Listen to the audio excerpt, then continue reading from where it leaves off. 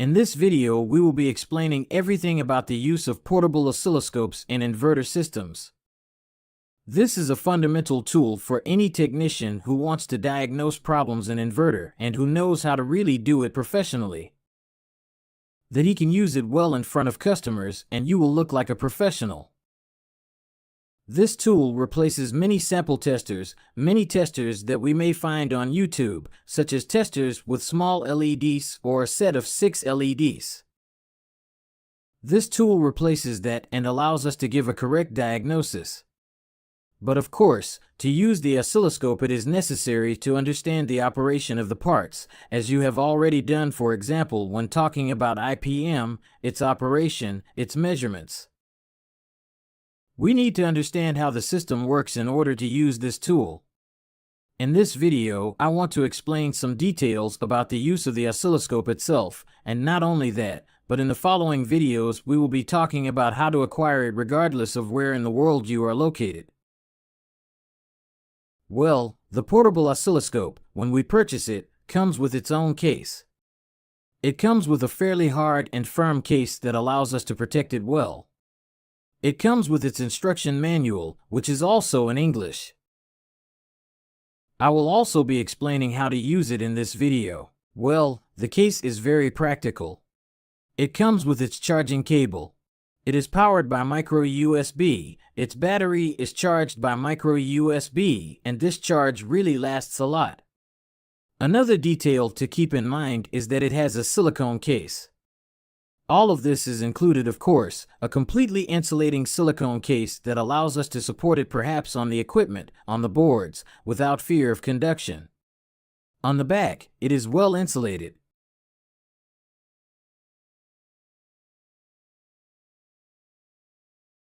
It has a switch to turn it on, and of course it comes with its measurement cable. This measurement cable has the capacity to measure up to 100 MHz, being sensitive up to that speed, which is the capacity of our oscilloscope, 100 MHz. Okay, if they want to sell you something faster, check the test cable, because they usually come with 100 MHz measurement cables. So if they sell you one with more capacity, check the cable that at the end the limit is 100, usually in these portable oscilloscopes.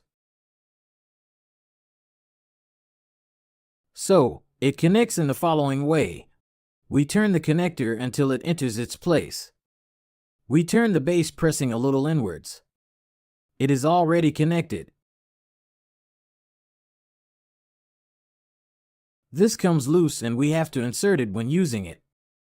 We press well and it stays there. A test tip holds the cable.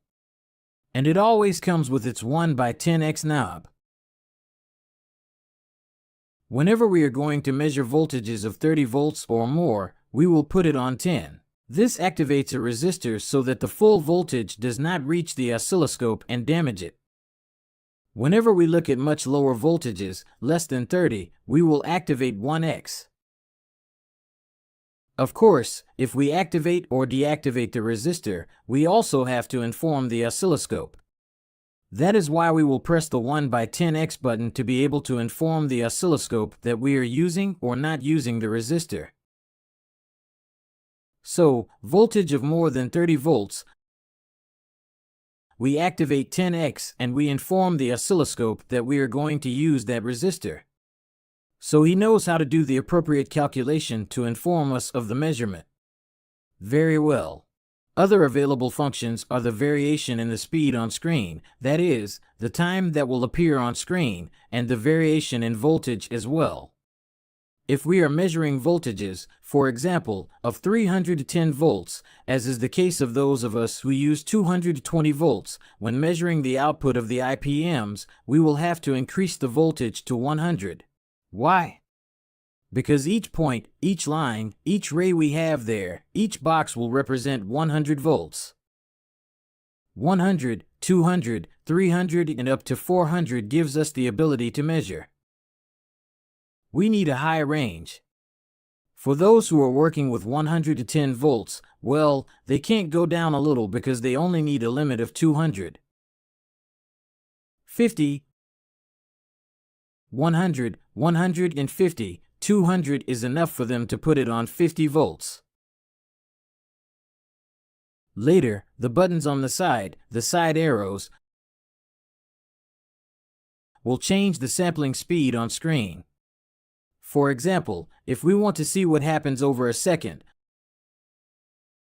we will increase the time, 100 microseconds, 200 microseconds, 500 microseconds, 1 millisecond, 2, 5, 10, 20, 50, 100 milliseconds.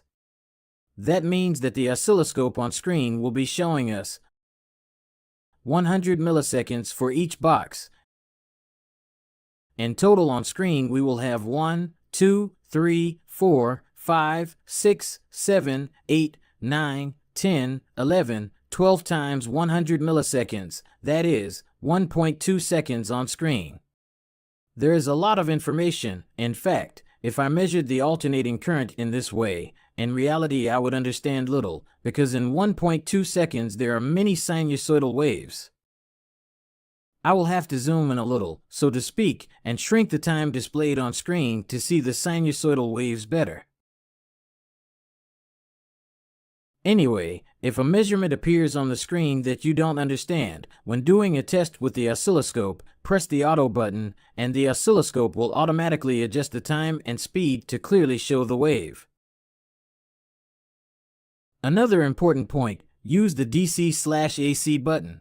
If we are measuring the input of electrons through a single cable, configure in DC.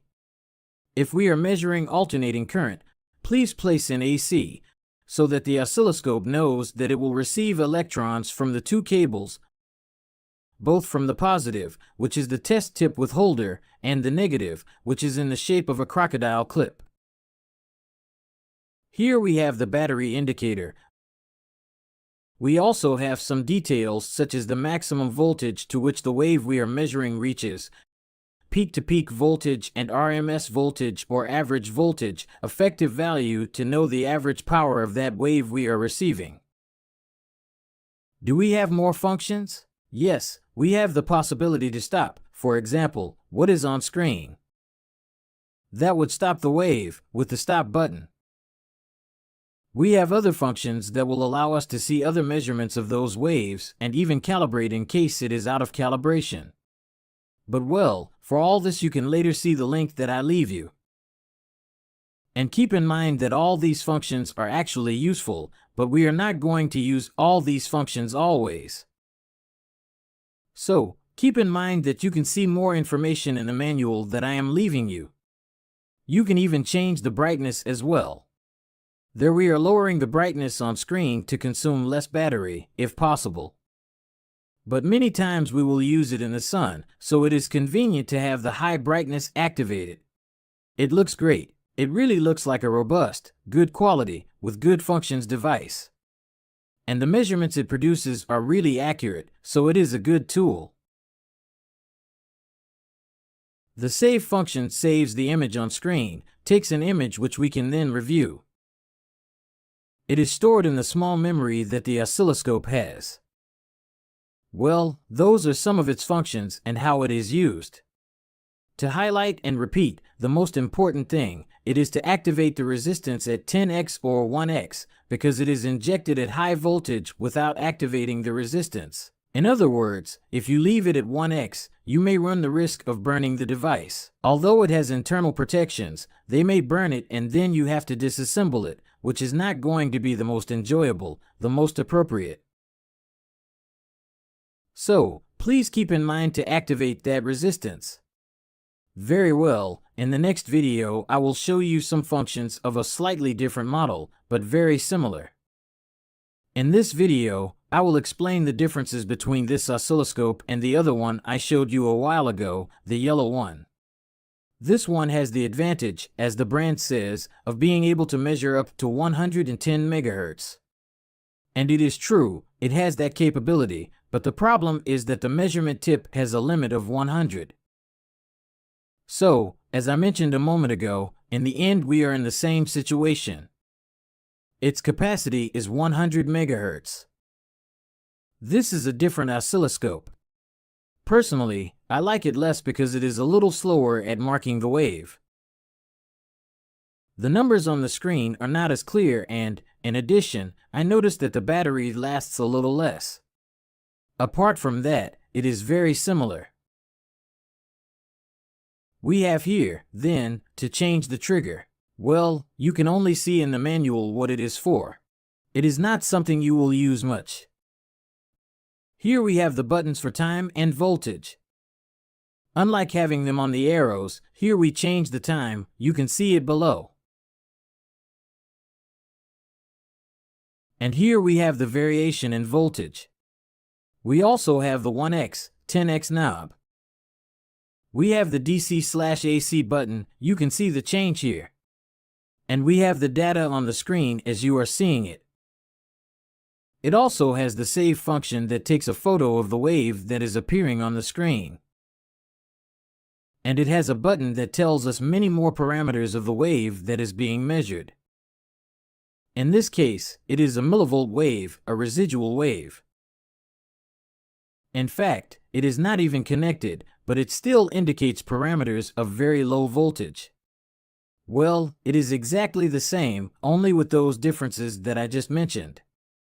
I am more inclined towards the yellow one, but this is a slightly newer model that you will find more on sale. If you have to acquire it because you cannot find the other one, there is no problem, it will serve you perfectly. In fact, when we see and do tests on the equipment in operation, we will use both, so that you can see that both will serve you. Well, in the next video we will be talking about how to acquire them. It is important that you know how you can acquire them internationally, anywhere in the world.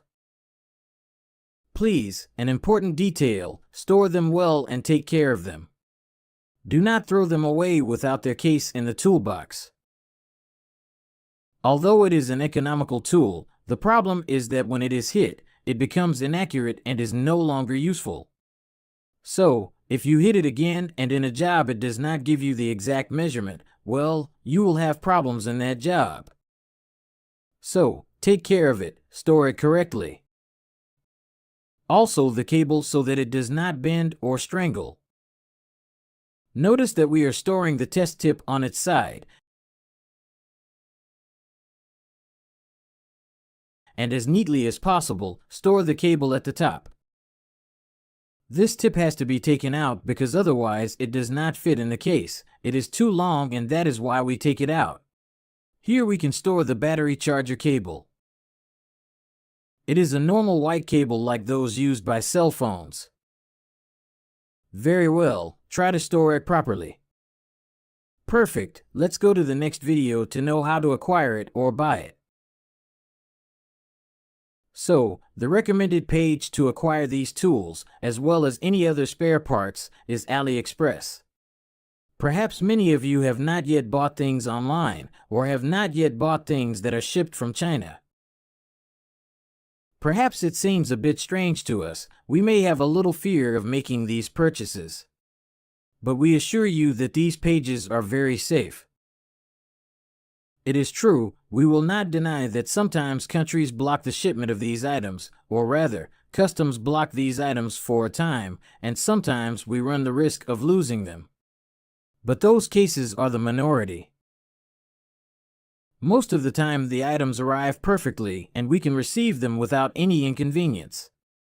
So, how to acquire the portable oscilloscope? By AliExpress. I will explain now some details so that you are within all safe that you are buying in a safe place. Although within AliExpress all sellers are usually reliable, there are some more reliable than others. In fact, I recommend that when you make purchases try to buy in official stores. For example, if we are going to be buying the oscilloscope that we have been mentioning, we place in the search engine digital oscilloscope or portable oscilloscope. Notice that the first to appear is precisely the copio threads that we recommend. An important detail is that it shows us that they already sold 2,624, and the ratings of those who bought it reach an average of 4.9 stars. Even you can see what people who bought it think. it comes super well protected, good quality and fast shipping.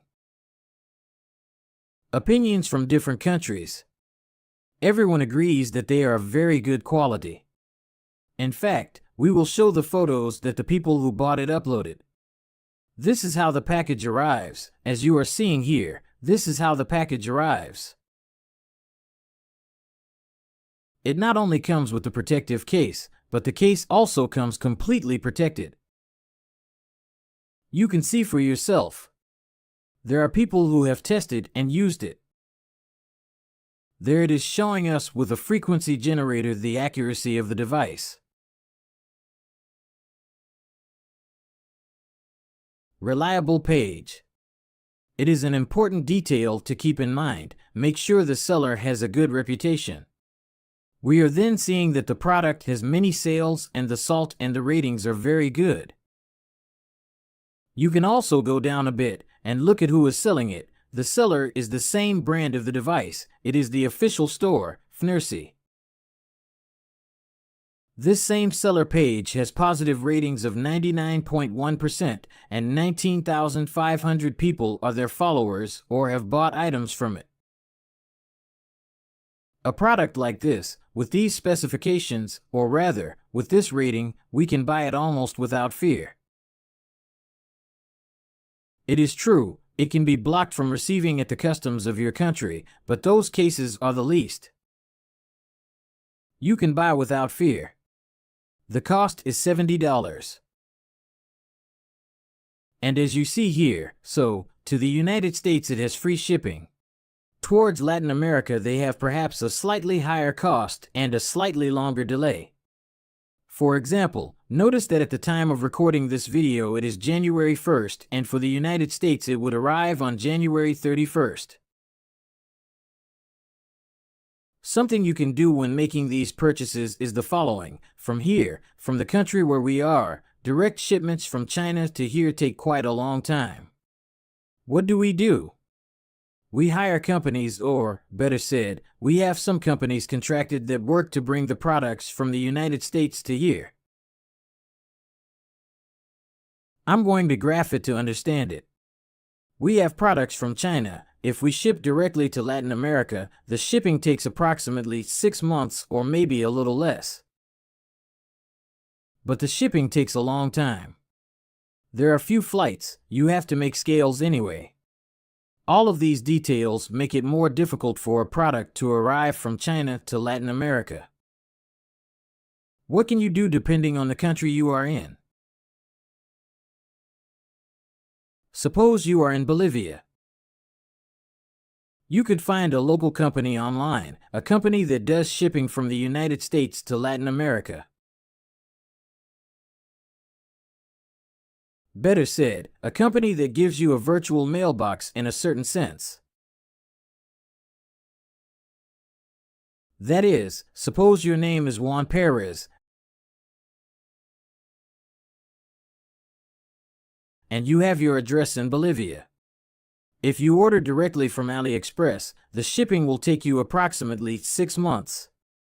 Now, the company you hire will give you an address that is an address of their warehouses that will be from the United States.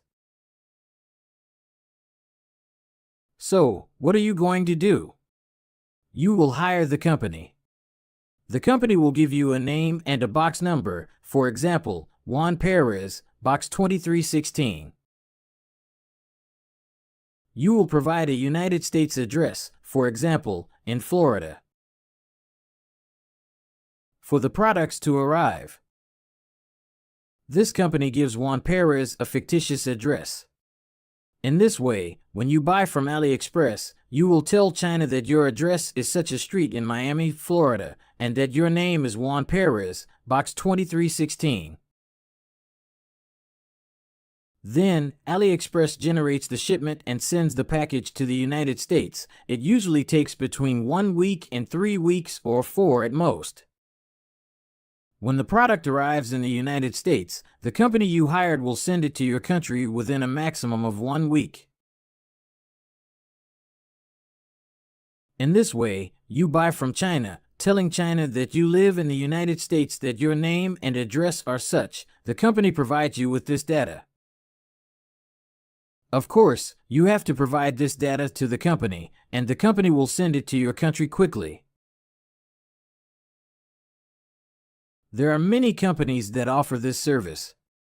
If you are in Paraguay, you can ask us directly in the comments which companies we use.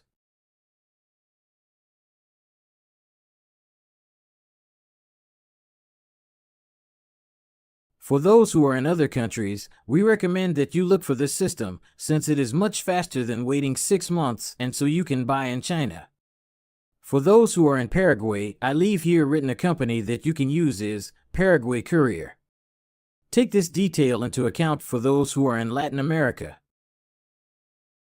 For those who are in Spain, the shipping is very fast, since AliExpress has its own warehouses in Spain. For those who are in the United States, shipping is also fast. Or you can buy from Amazon, which also offers many necessary items. This is the system we use to buy tools and electronics products. New York other component you want to acquire, look for it on AliExpress, as they are very economical. For example, the diodes we use for rectification, 100 pieces cost only 0.59 cents, while shipping from the United States is more expensive. Look for compounds and tools on AliExpress. Having explained this, we will continue with our training with other topics. Perfect. So, in this part of the course, we are going to practice soldering with tin. We will be talking about some details, some tips, so that you can solder in the best way without damaging components on boards and also without wasting time, so that you can do it in a practical and quick way. Well, we are going to use some component that is fixed on this board as a sample.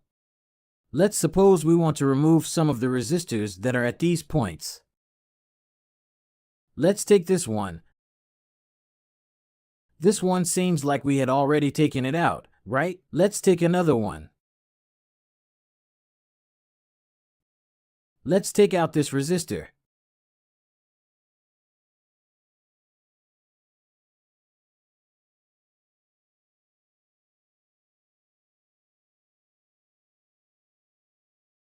So, let's say we have a resistor with an incorrect value and we have to replace it. So, what we are going to do is the following. We are going to apply heat, of course with the tin solder, but to remove any component, it is essential that you apply new tin at that point. It usually happens in most electronic boards that come completely varnished. So, when we try to reheat these points, it is difficult for the tin to melt. So, what do we have to do if it gets complicated in this part when melting the tin? We have to apply new tin. We are going to apply our tin, good and new, of good quality, at the point we wanted older. We heat the area well and apply the tin. Well, we heat well and apply tin.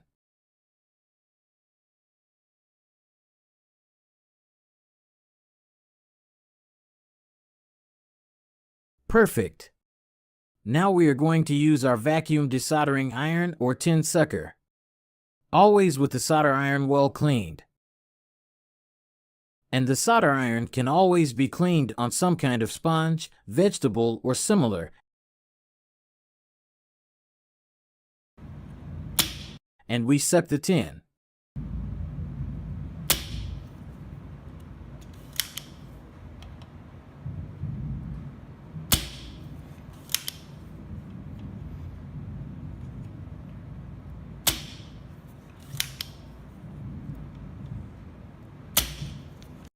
Well, this is how we are going to leave the area clean. The tin sucker is going to clean all the tin well for us. As you know, the tip will not overheat or be damaged because it is precisely made to withstand high temperatures. Well, once we do this, what we are going to do is lift the terminals of the component, which are bent so that the component stays more fixed. We will straighten them again. And almost at this point, we should be ready to take it out. Let's look from the other side. Yes, we already have the component almost out. It's this one. There it is. It came out without problems. This is thanks to the fact that we made a good suction of the tin. Remember to use good quality tools, such as the ones we recommend, to be able to solder and desolder in this way. Well, once we have done this, we are going to clean the area again, and we are going to leave it well cleaned and correct to be able to put the new component back in. We will keep cleaning.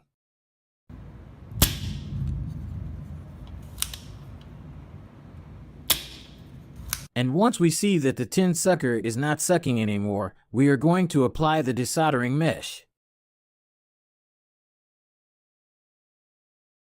We are going to apply always, remember, the solder iron well cleaned. We heat the mesh and apply it over the area to be cleaned.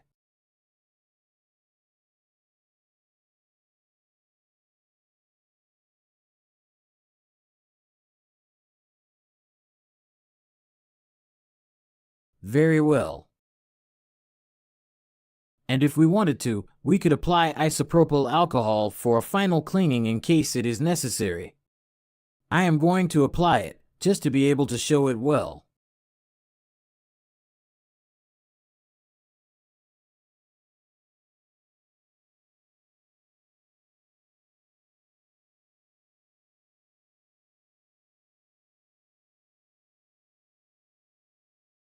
The area is now clean enough to replace the component. In this case, we would be replacing a new component, of course.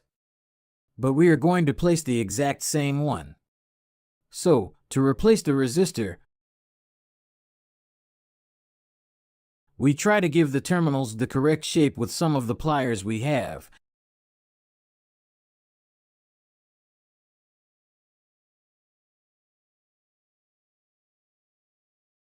And so we have the correct shape.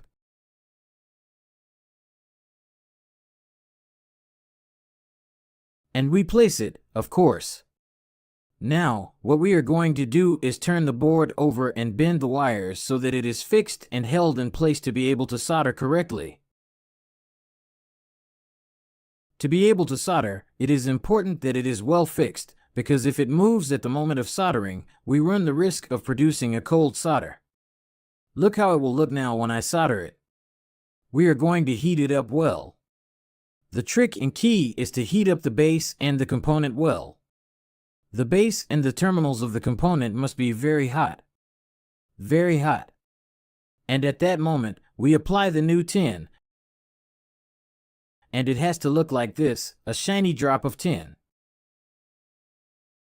Again, the same thing. We heat up the base and the component, apply tin, and it has to be very shiny. If the component is not well fixed before the moment of soldering, you may run the risk that the component will move just at the moment the tin cools down, and that can produce a cold solder.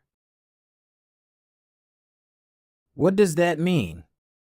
Well, you saw when we heated the iron, you put it red hot and the molecules expand, and then when it cools down, they come back together.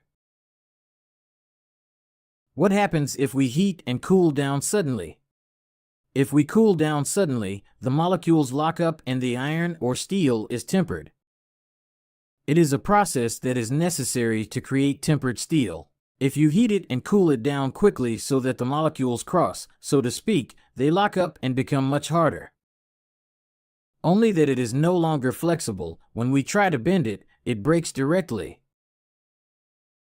Well, the same thing happens with tin. If when it is cooling down we move the area, the molecules cross and it may be that they do not produce, or it may be that they do not transmit electricity, that they do not allow the passage of electrons. That is why the area has to be well fixed. In this way, at the moment of cooling down, the molecules are arranged correctly and the tin is formed visually when the solder points are shiny. If they are shiny, it is correct.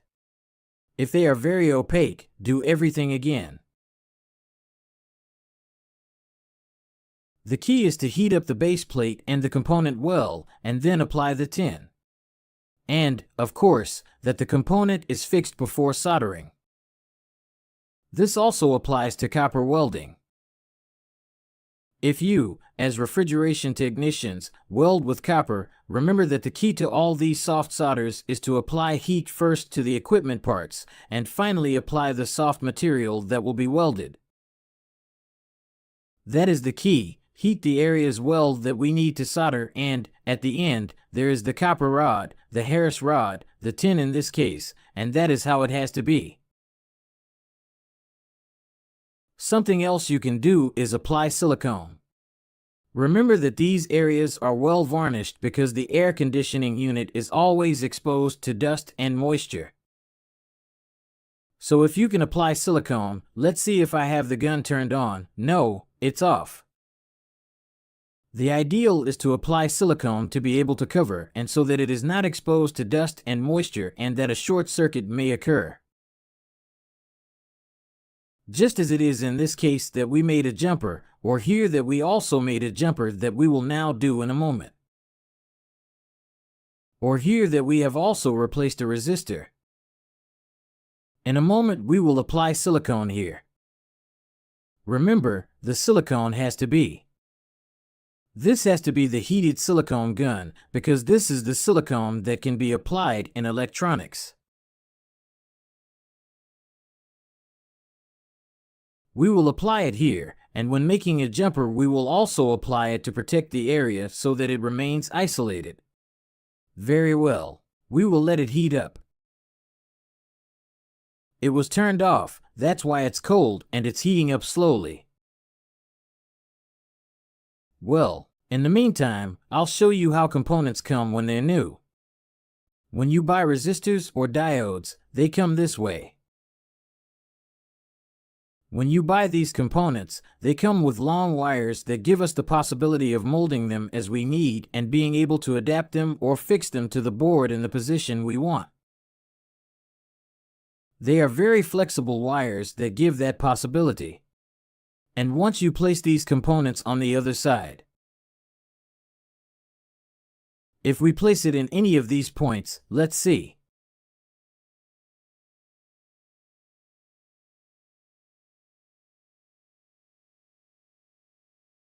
Let's say we'll place it here. And it's too long.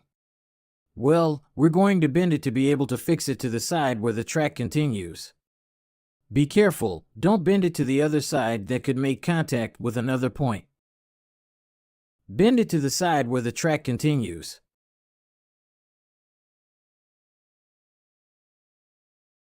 Let it be well fixed. Make the weld. Make the weld at this point. We heat it well, apply tin. We make the weld.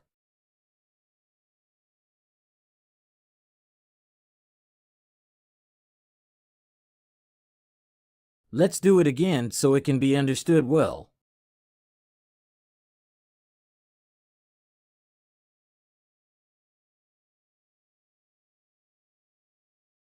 Bend it to the side where the track continues.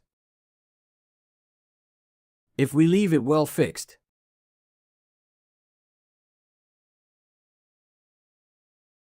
we heat it, we produce the weld. And finally, what we are going to do is cut off the remaining wire. Cut off the remaining wire. And then we have the component well fixed.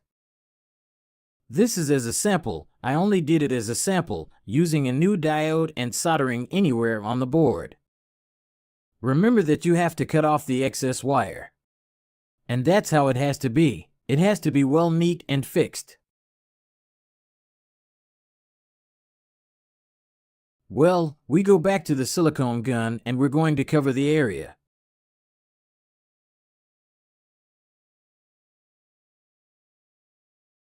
Perfect. And we're going to cover the other resistor that we soldered a moment ago, which is this one.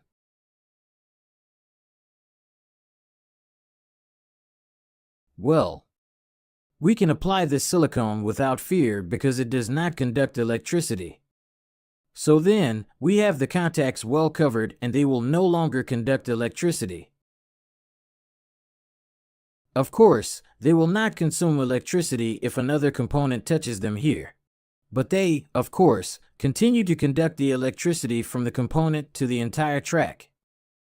Very well, that's how we're going to solder with tin. This is the correct way to use the tin solder and to do it quickly and efficiently. Next, what we are going to do is a bridge simulating that we have a damaged track on our board. So, what we are going to do is damage some of the tracks and make it stop conducting electrons so that we can then repair it. Well, we'll do it slowly, step by step. We're going to use our multimeter. We're going to measure continuity on one of the tracks, which we're then going to damage on purpose to be able to make our repair.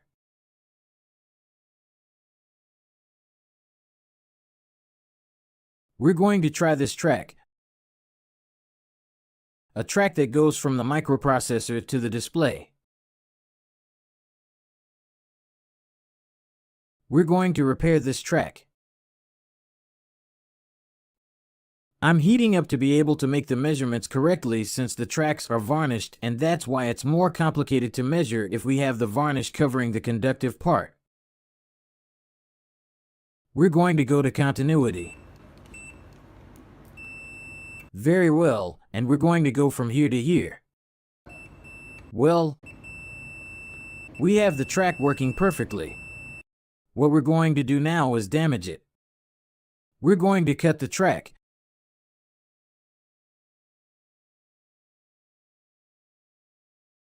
Removing the copper that produces the union.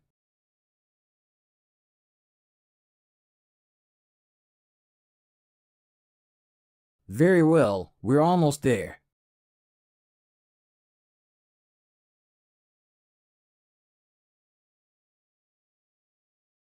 Let's test if it's already done. Yes, and the track no longer conducts electricity, does not conduct more electrons. Well, how are we going to repair it then? Suppose we have a cut track, which is a very common damage in electronic boards. We're going to do the following. We have two possibilities. We can solder a small wire from this point to this, which are the 2 points that are in union, or if the track were too long to not pass a wire through the entire board, what we can do is release points from the same track to the same track, and that's what we're going to do now. The first thing we have to do is, we're going to wear down the track in question a bit and expose the copper. You can see it there, and we're going to do exactly the same on the other side of the track in question without pressing too hard so as not to break the copper or cut it, and again we leave the copper exposed.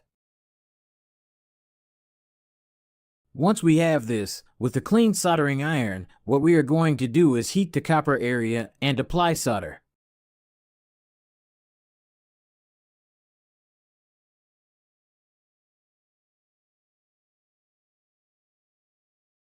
You can see how we apply solder, and we will do the same here, heating well.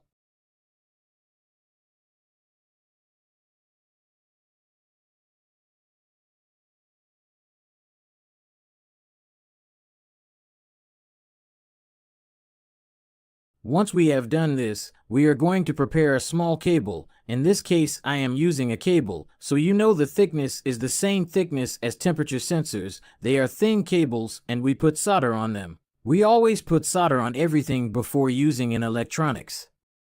Do not skip this step because it will be very difficult for you. Always put it on the cables or anything you are going to use before placing it. We heat and apply solder, well, and the same on the other side.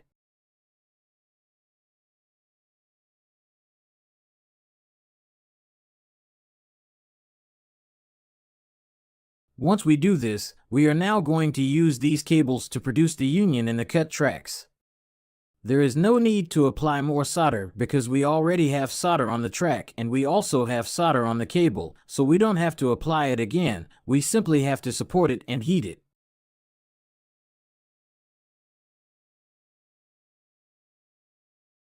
Remember that while it dries we must not move it at all,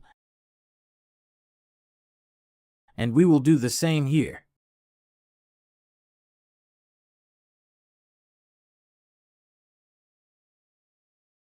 We try to locate. We can hold it with something.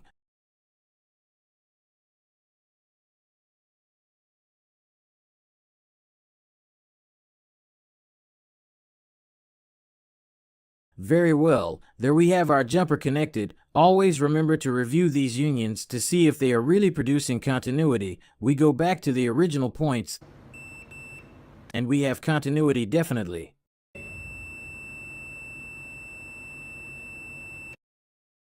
And of course, do not forget to apply silicone.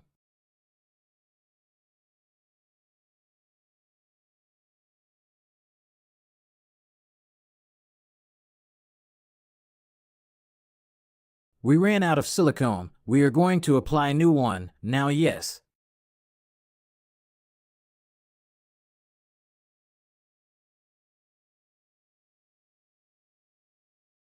Very well, we can apply silicone generously so that the area is well isolated.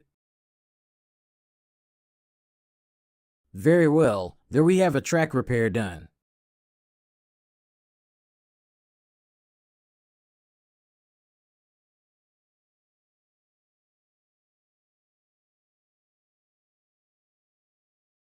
Keep in mind that tracks break more often than it seems.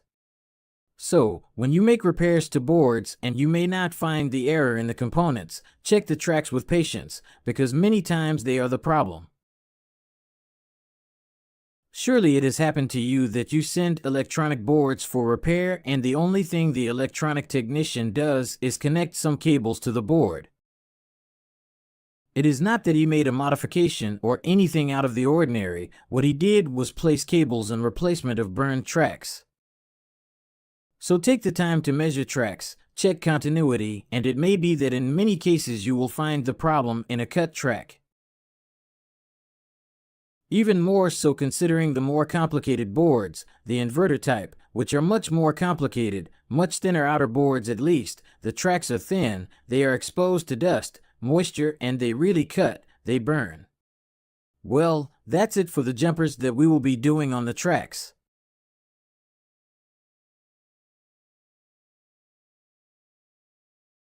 Well, in this video, we are going to explain how to solder surface mount components. We have this board, which is quite delicate, a board very similar to what inverter boards are. We have SMD components, which are found in many inverter boards and need to be replaced when they are damaged. We are going to replace an SMD component, a resistor specifically, but I will teach you how to know the value of these resistors. Well, let's observe one of the resistors we have here. Specifically, let's observe this resistor.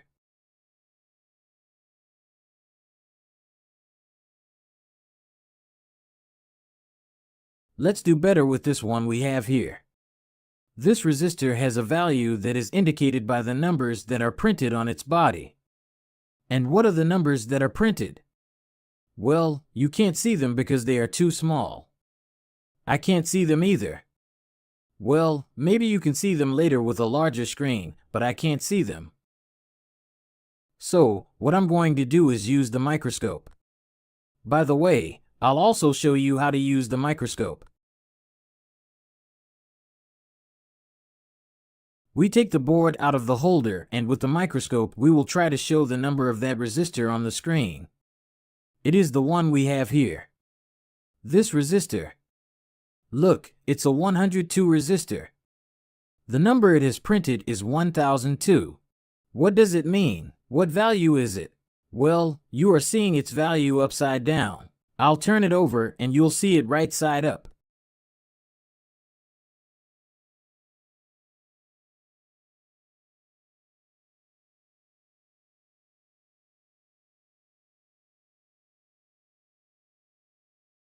The value is 102. What does this mean? We are talking about 100 and we are going to add 2 zeros. That is what the numbers of these resistors mean. When they are 4 digits, the first 3 numbers tell us the value and the next number tells us how many zeros to add. We are talking about a resistor of 10000, a resistor of 10,000 ohms, 10K. If we find a resistor with only 3 numbers like this one, it is a resistor of 10 plus 2 zeros, or 1000, 1K. But this one that we are going to work with is 10K, and first of all we are going to measure it to see if everything is fine with its values. Let's see. Let's try to show everything on screen. There we have the resistor, there we have the board, and on this side we are going to put the multimeter to be able to see the value. The first thing we are going to do with the soldering iron well cleaned is to reheat the soldering points of the resistor so that the varnish does not affect the measurement.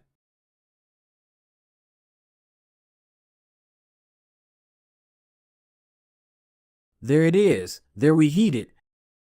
And now we are going to make the measurement in ohms, and let's see on the multimeter the value it gives us.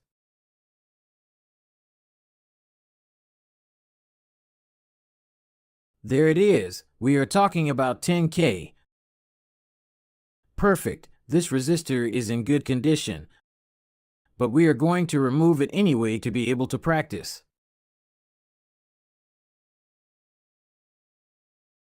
There we can see the resistor in the microscope.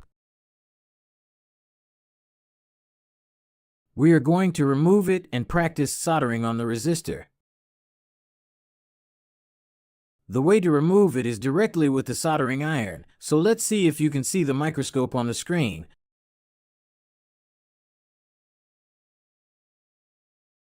We are going to heat it from one side, we are going to heat it from the other.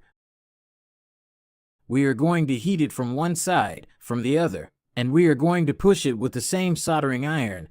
If we see that it is difficult to remove, the only thing we have to do is apply new solder a small drop, and in this way it will be much easier to reheat and be able to remove it. We are pushing it, of course. You will remove it when the resistor is no longer useful to us. That is why you can heat without problems. But even in this resistor we are going to remove it and use it again also so that you can see that they do not get damaged either. Well, let's observe the resistor. We have it here, right? This is the resistor. Perfect, we already have it out.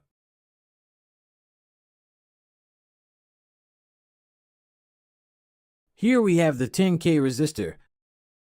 So you can see how this resistor is. I'm going to show it to you from the bottom. I'm going to lift it with the tweezers, and I'm going to show you the bottom side. There you can see it.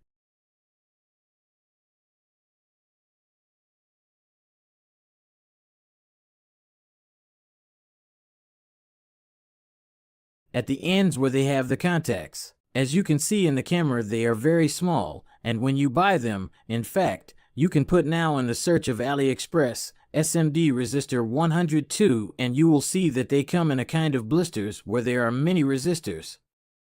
Its approximate cost, 50 cents of a dollar for 100 resistors, so they are very economical. So, we were able to remove the resistor, and carefully we will keep it for later to be able to put it back. But what we are going to do now is to clean this area, where we are going to put back the same resistor. But for this we will no longer use the microscope, but we will be using directly the holder of the board and zooming in as much as we can.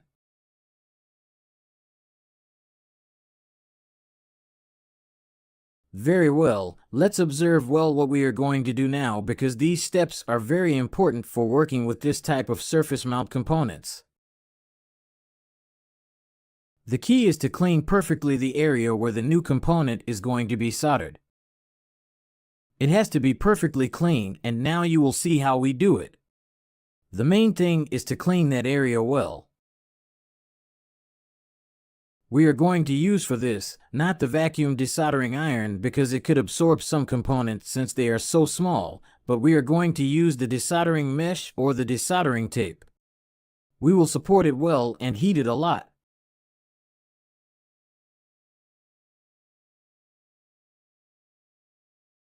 And we continue cleaning well.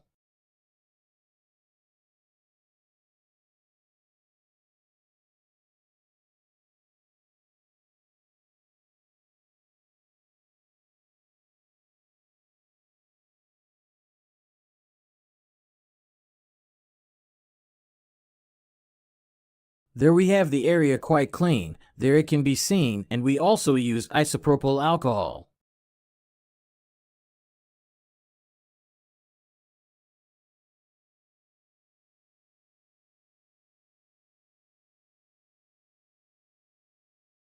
And so the area of the SMD component has to be left as you are seeing. It has to be impeccable to be able to place the new piece.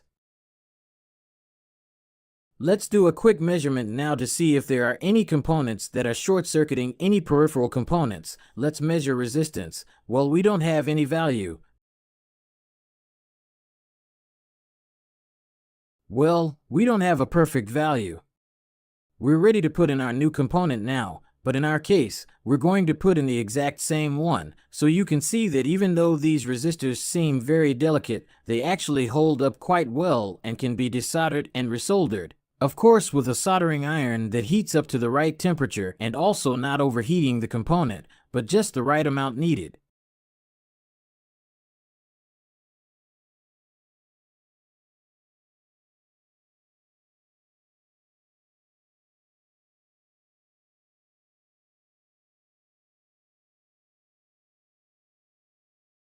We'll bring the component close, we'll have it very close to the area to place, and we'll put a small drop of tin on one side, but it has to be very little. We bring the component close and then we won't hold it with our hand, but with some tool.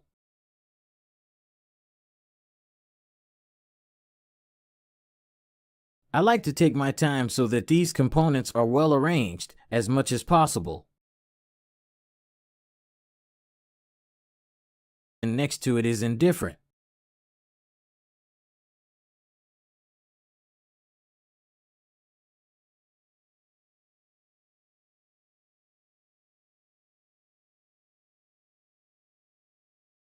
Well, there we have the resistor placed on one side, and now we'll solder on the other.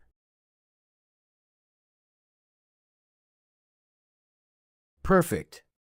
Very well, we try to make it as good as possible, and we'll take a measurement to see that the resistor is correct and that it hasn't been damaged either. We'll take this measurement and the value that it gives us on the screen is 10K. Of course, there's always a little more or a little less because they're not high precision resistors, but it's completely tolerable. Very well, there we have our CMD component placed back in its place. We hope this step-by-step video is helpful for you when you have to do these solders that are delicate but possible. Remember that in inverter boards we have many surface mount components in sensor areas and power zones of the IGBTs in many areas. Remember that if we make several repairs to electronic boards, it is always a good idea to apply a protective layer of silicone. For example, in surface mount components like these, if we make repairs, it would be appropriate to always apply a protective layer of silicone. Why? Remember that originally this comes all varnished, with a special varnish that does not conduct electricity and protects the board. We can apply this silicone and the components will be well covered, both of these components and the diodes if we are also replacing them.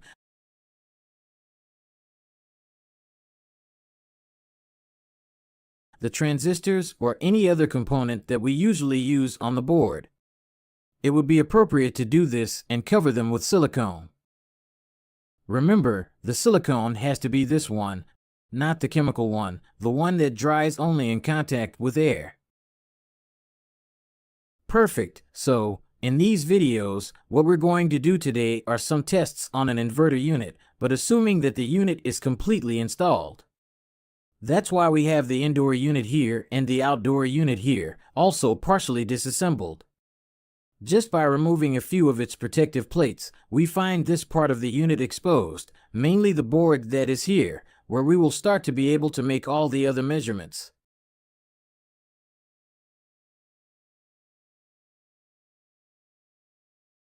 So, we are going to control in this part some parameters that we have already been seeing in the training, but we will do it with the board in place to determine several points or possible failures. At this point, I placed 3 small cables and here 2 that are the ones that are in the signal area with the purpose of showing you and making measurements. You can do it directly at the contact points.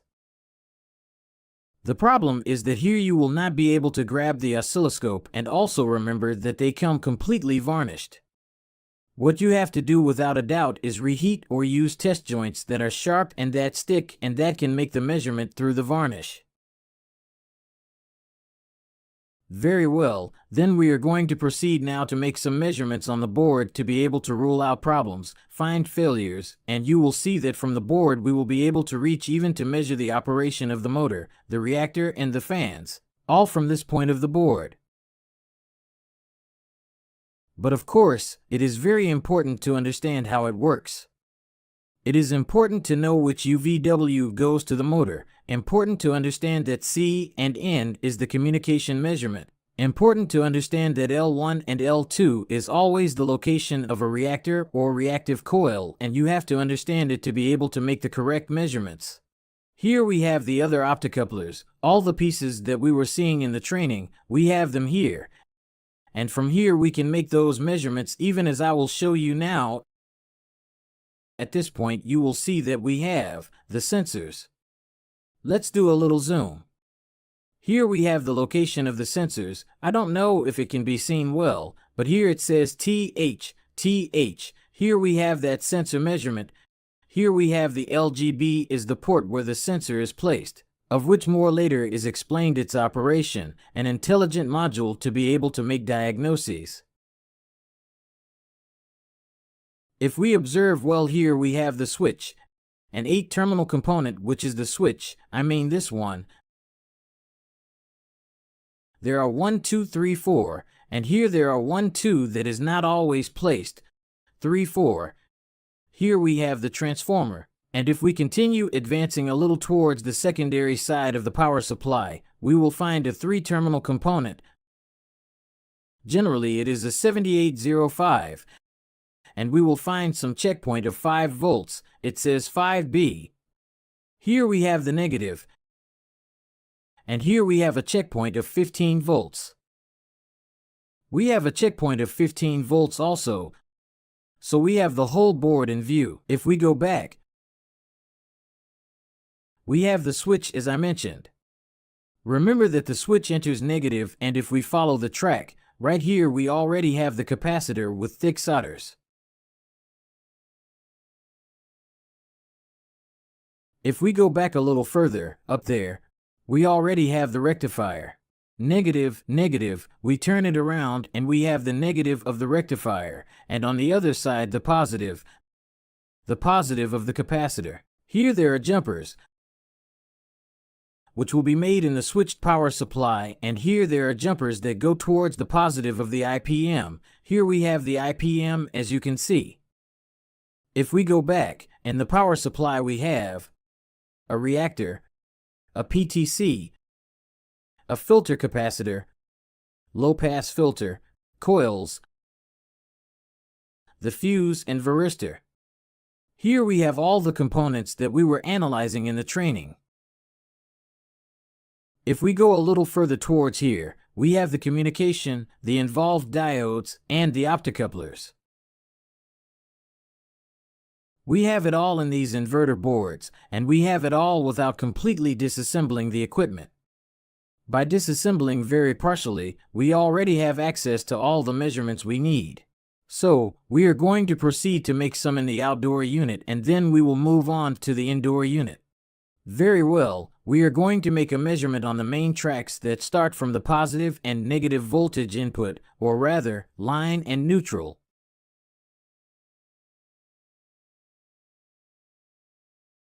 Of course, we have a unit without power. The first thing we are going to do is go to the areas where we are given a measurement point without energizing. What we can do is measure the continuity.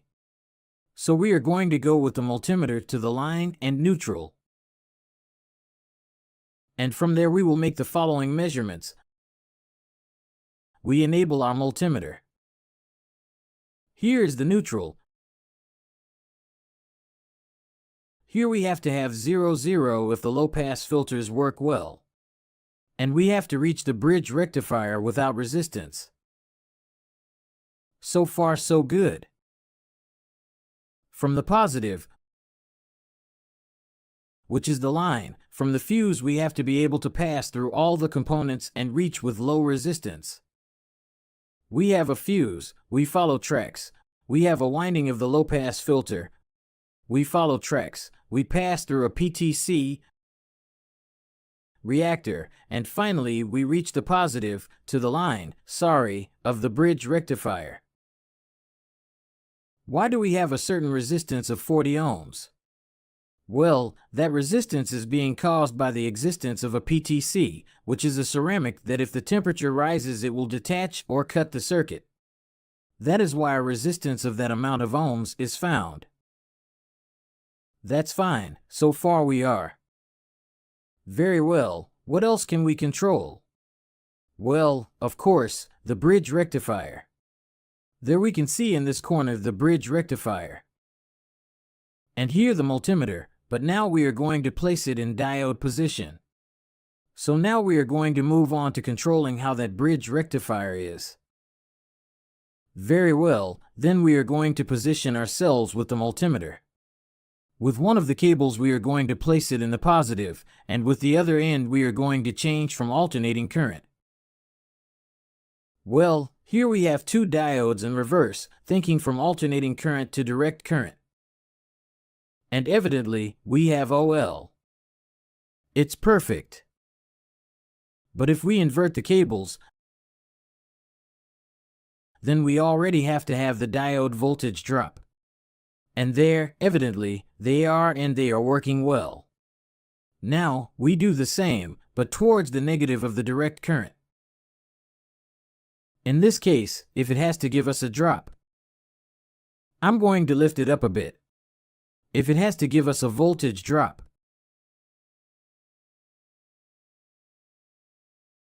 and if we invert the cables, the diodes are in reverse, and it has to mark OL. There it is. We are measuring the bridge rectifier. Having already knowledge of what is inside, for diodes configured in the way we already know, as a full-wave bridge rectifier. Well, that is how we make a measurement in these bridge rectifiers placed on the board. Very well, we are going to follow the track path. We will get here, to the capacitors, and then we will go to the IPM. And if we have an IPM error, motor error, overcurrent, low voltage, it may be that we have a problem with the IPM. How is it controlled? Well, something very important that you have to control are these resistors that act like fuses. These resistors that go from the negative and into the IPM have to have a low resistance. You have to control them, and the measurement that has to give us is 0. The two will have the same value, because they are placed in parallel. What else are we going to measure now? Well, in this area where we are measuring the IPM, we also have to control the same IPM, but now in diode position. And you know well that from the positive and negative of the IPM, we then have the outputs through the IGBTs, through U, V, and W. So, in diode position, we will control from the UVW outputs to the negative. Voltage drop of one diode, voltage drop of another diode, and voltage drop of another diode. We are testing the IPM, but we are testing it from the capacitor to the output to the motor. If we invert here, we already have to have OL, open line. There is no voltage drop, that is, the voltage drops completely, it does not have a reach to the other end of the multimeter, and this is fine. We also approve in resistance to see that the IGBTs are not in a short circuit. And it is correct. We occasionally see a measurement in megohms, which is correct. It is very good. In transistors, a measurement of several megohms always appears in case of good operation. Here we measured 3, because we went only from negative, but now we are going to go from positive and measure voltage drop of the 3 diodes in parallel to the IGBTs. Invert. OL, OL, OL. We also test in resistance. Nothing, nothing. Well, 4 megohms. We invert 18 megohms. Nothing and nothing. 5, 7 megohms. Perfect, we are fine. Until then we have tested this IPM that leads to the motor, which energizes the motor. Of course, as you already know very well. I will show you, in case you did not remember what we just saw. What we just saw a moment ago is the IPM measurement. Remember that this is the IPM we are measuring. We are controlling from the ends P and N towards the outputs UVW, and we are controlling both diodes and transistors. Very well, perfect. Well, other measurement parameters that we can make from the board are the measurement of the reactor, the measurement of the compressor, and the measurement of the fan. We can do everything from the board because that's where it all starts. So pay attention to what we're going to do now. We will work intelligently, think about what else we can do from here without being invasive with the equipment and having to disassemble it completely. This is what I mean when I talk about intelligent work and training. Let's think so we don't have to waste time, be invasive with the equipment, and not seem unprofessional in front of the customer. How do we know if the motor is good or bad? It's very simple. We know that the motor is connected to the UVW output. It would be strange for someone to have already disconnected it before we arrived. In general, everything is connected and we are the ones who are coming to repair it. So let's check the status of the motor directly from the electronic board. 2.8 ohms, 2.9 ohms,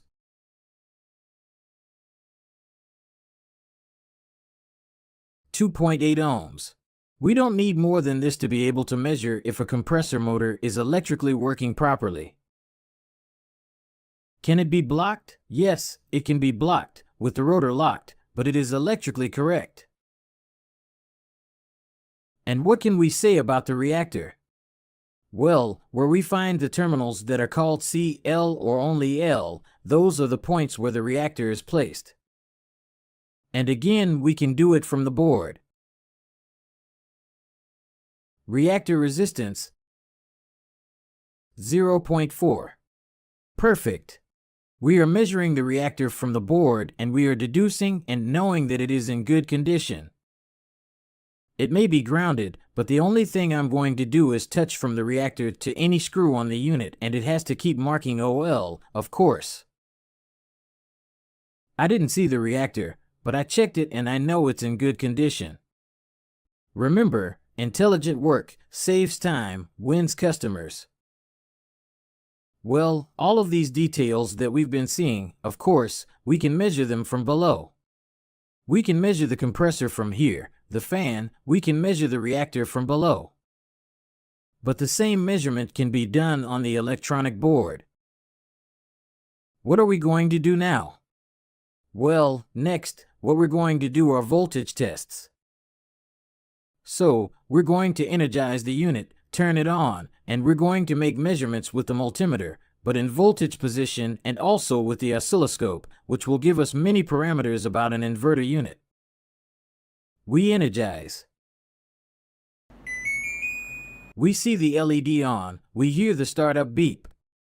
We turn it on, cold at minimum, and, of course, we wait.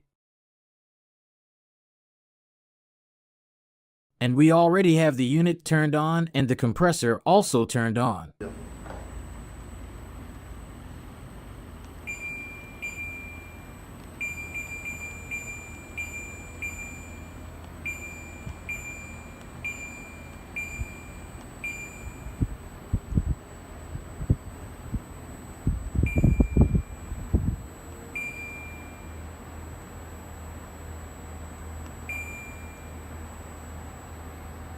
Muy bien.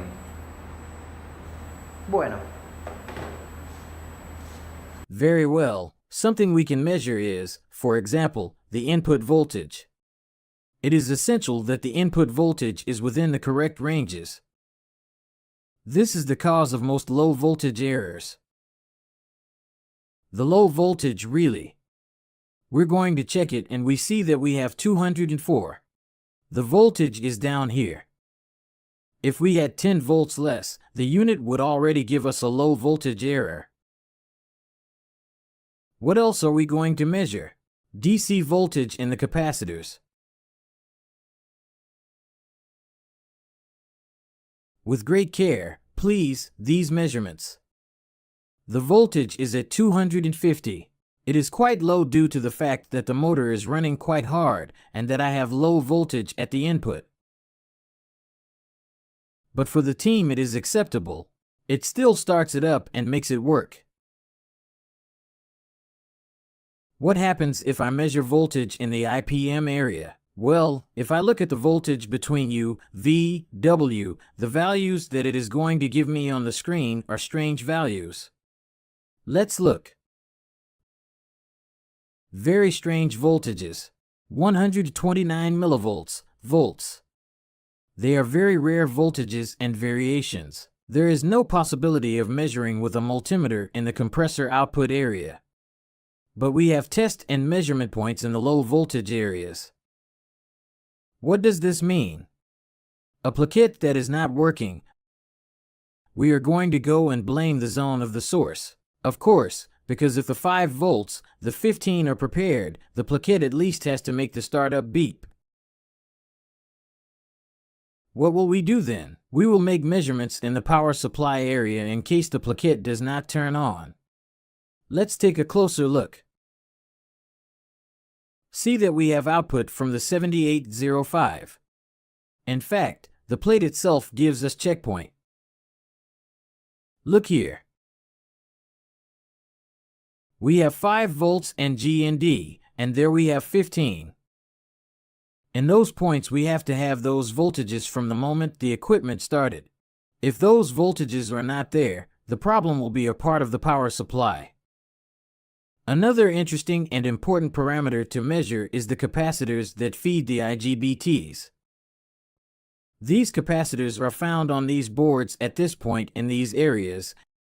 It is true that on some electronic boards they are not visible and their measurement is much more complicated, but at least on this one it can be done. So we are going to measure voltage there on these capacitors.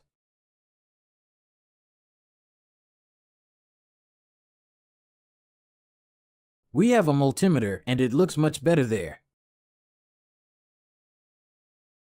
We look at that point, and we still don't have the voltage. We have millivolts because the capacitors are not activated since the compressor is not turned on. We will wait a moment until the compressor turns on and then we will be measuring the 15-volt voltage.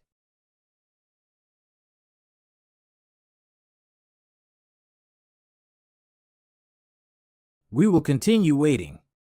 We wait a few more seconds. Now the compressor has turned on and we can now control that voltage.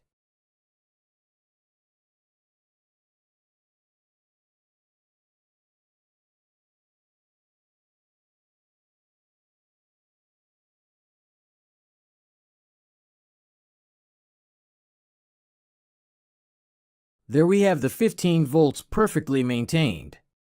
These capacitors are fine, and we will not blame them in case the IPM does not activate.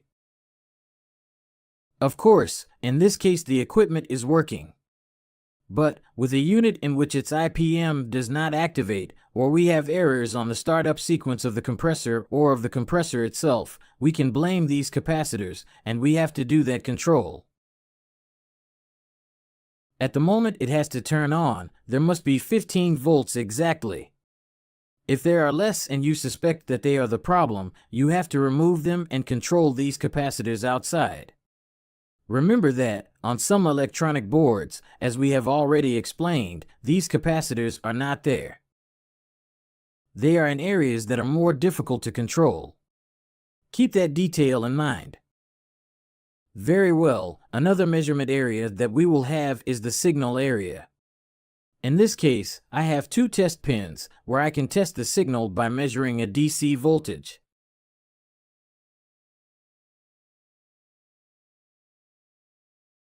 Point N and point C. There is also the possibility of doing this same measurement, but doing it on the terminal block of the unit, where the interconnections between the indoor and outdoor units are connected. We will measure there. And there we have the variable voltage. 6, 45, 36, 35, 10, 6, 35, 10, 6. It always stays at that point. The signal is correct. But I'm also going to measure in this area. I'm going to measure here, where the interconnection terminal block is, at this point. Let's see if we can see it. There we have the interconnection terminals that you know very well. Let's see if we can illuminate a little. Now yes. We will place between N and between C. And there we have the variable voltage. It is with the minus sign because the cables are placed backwards. But if I connect the multimeter measurement cables the other way,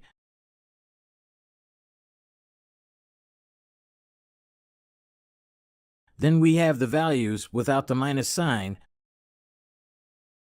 Very well, there we have a correct measurement. This shows well what is really happening with the communication signal through the optocouplers. Another important detail that we can measure in the case of an inverter unit is the UVW output with an oscilloscope. In this case, we see that we have the measurement tip in 10x, as we had explained. I am using one of the test cables that I have connected to this board to be able to make these measurements. Perhaps if you don't have those small cables, it will be a bit complicated. But they will help you to diagnose a faulty compressor that has not affected the board. Well, here we have 10x, 100 volts. Let's do a little zoom to see a little more of the wave.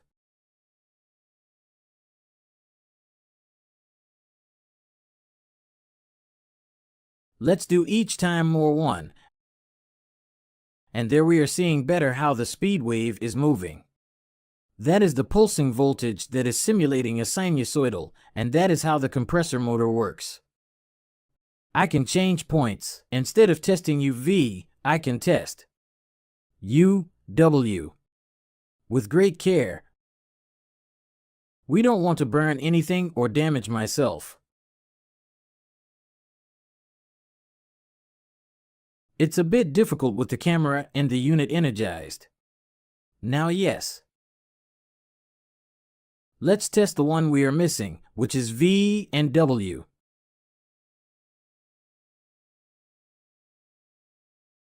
Now everything is working perfectly.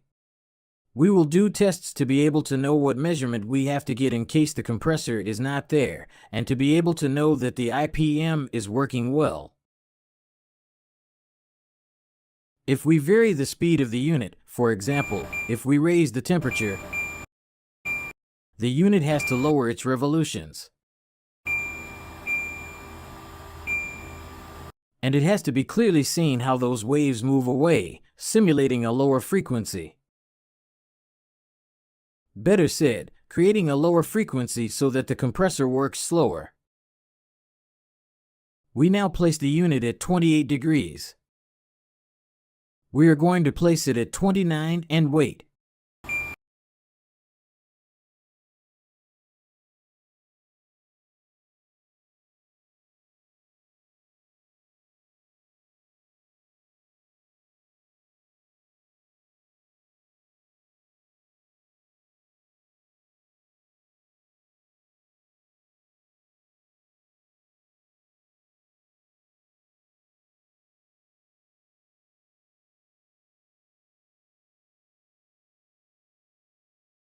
We will wait to see how the compressor lowers its revolutions.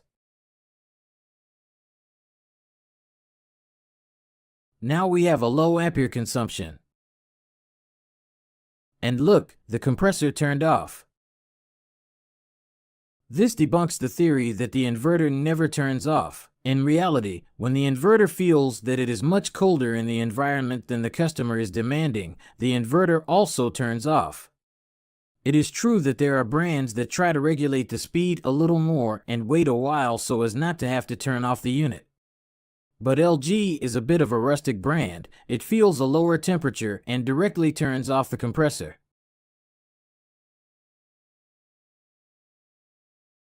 What did I do to make it turn off? Well, I configured it at 29 degrees. It felt that the temperature in the environment was much lower than the required temperature, so it assumed that the compressor had to be turned off. Very well. These are some of the tests we are doing on inverter units. In this next test, we are going to disconnect the compressor and see how the IPM reacts, in order to deduce if the IPM is in good condition. When a motor is not, when the motor is blocked, we no longer have it and we want to make sure that the board is working properly. Well, we are going to do the following. We are going to disconnect the compressor, which is what we just did. Now, we are going to lower the temperature so that the compressor tries to turn on, or rather, so that the board tries to turn on the compressor. We are going to see what reaction appears on our oscilloscope, which will tell us that it is working properly. We can lower the voltage a bit. We can go down to 50 and see what happens. So, again, what we are going to do is wait the necessary time for the compressor to start up, or rather, for the board to try to start up the compressor that we disconnected. We are going to wait. Maybe we are going to heat up the sensor a bit.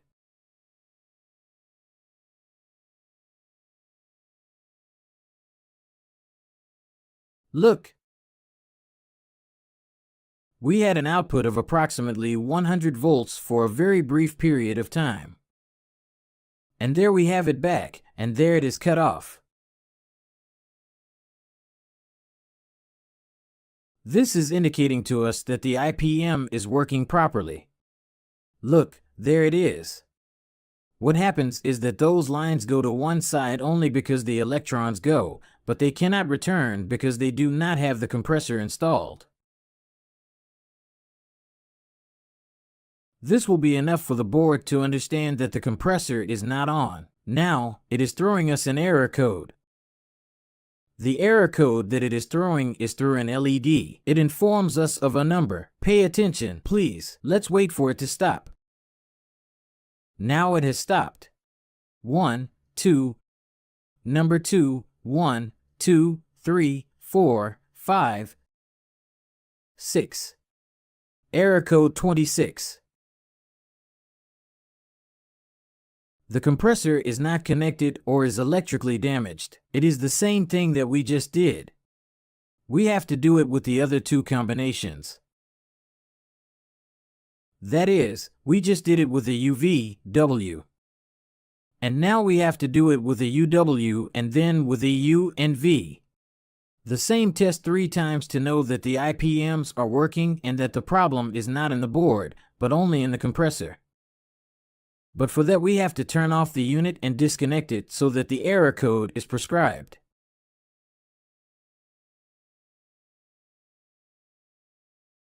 We disconnect it for a minute,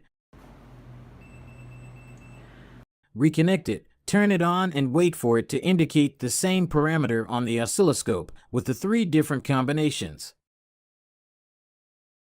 Remember that this test is essential to know that the equipment has its board in good condition. And remember also to do, in fact, in total 6 tests. We will test U, V, and then VU. We will invert the cables. In this way, the electrons will enter from the other side. The oscilloscope will think that the electrons enter from the other side. Let's always do those 6 tests to determine with certainty that the board is working properly. Very well, don't forget that you can also measure the operation of the sensors. Here we have the unit de-energized, and here we are disconnecting one of the sensors. The one we are going to disconnect is the discharge sensor, so we can see its different value from the rest. Here we can measure it in ohms or resistance.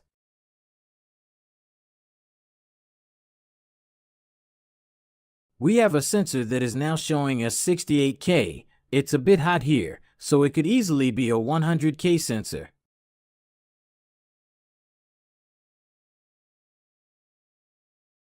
And remember that we can also measure with voltage at the points where the sensor is powered. This way, we corroborate that the circuit is working properly and that the problem is not the circuit that controls the sensor. To do this, we have to put it in the volts position, always direct current, energize the unit, and without turning it on, we already have to have the voltage at the output of the sensor. We have 4 volts. We are fine. Let's test another sensor, 1.9 volts, perfect. 2.0 volts, perfect. We have values between 1 and 4, between 1 and 4.5. We are fine to say that the sensors and the sensor circuits are working properly. Here we have the indoor unit of an LG unit. We see that it is partially disassembled. We will also do some measurements and observe some points that the board presents us to be able to control. If we bring the board closer, we can see that it is placed exactly upside down from the outdoor board. So, that means that there are things that we can no longer control. We no longer have the green part of the board, but we do have some details or points to be able to make some measurements. Can we measure how the capacitor is doing? Yes, we can, but not from below the capacitor, but we can actually do it from the fan output. Remember that these fans are powered directly with 310 volts that are the ones that come directly from the capacitors. So, if we can measure between the black and red point of these fans, we will have a measurement of the direct current voltage of the capacitors. But for this we need some tricks, because they are very fine points and it is difficult to insert the test leads. Something that I usually do is the following. We will use a multimeter, but we will put different tips on it. In this case, what I did was to peel off a little or burn a little the rubber of this output to be able to place this test lead here.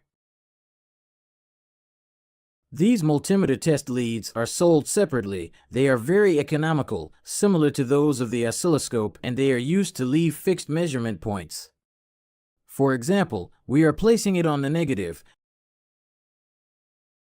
and from there I will place with this tip also a special thin tip. We will place it inside to measure and find the capacitor voltage. So, we are going to energize the unit. We are going to wait. And we are going to verify if those voltages are there. Well, 306 volts, we are fine so far. 306 volts, the capacitor voltage is correct. Here we have the rectifier bridge, but it is a bit complicated to measure. Everything else that is there is complicated, although it is there and we can understand it. Switch. Ferrite transformer. Look that we have the Schottky diodes of half-wave rectification here. The final filtering capacitors. In this board we have 7805 here behind this plastic. These are some parameters that they present us. We could also measure even the receiver of the remote control. As already taught, that point is exposed to us. We could measure the sensors and their voltages. There are many things that we can do with a little knowledge of electronics without having to disassemble the entire unit. And that is better, because with the unit assembled it allows us to have the entire unit in operation, the entire unit assembled, and we will arrive better at the resolution of the problem. On the fan, what we are going to check is that the voltages exist. To do this, we are going to place the measurement at this point, and we are going to check first that 310 volts are sent to it. We already said that we were fine. Then we have to test that 15 volts and the final sending and return voltage are sent. Now it is not there because the unit is turned off, but if we turn it on, as we are going to do now, we are going to turn it on in ventilation mode so that only the fan turns on.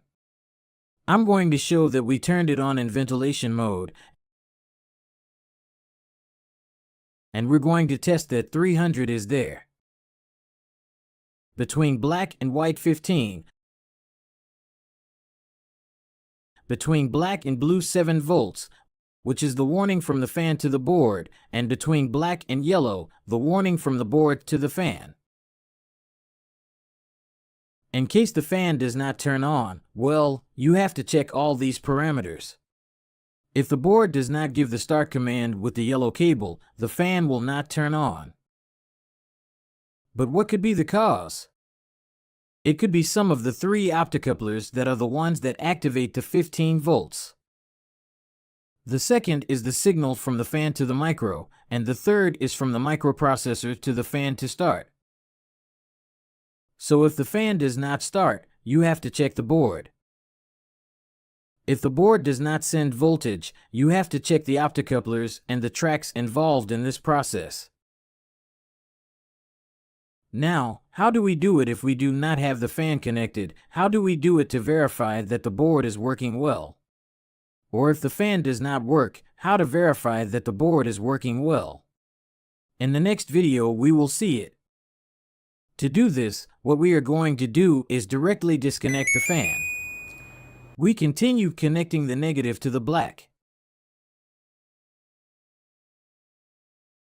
And we will test that 310 volts are sent. This is correct.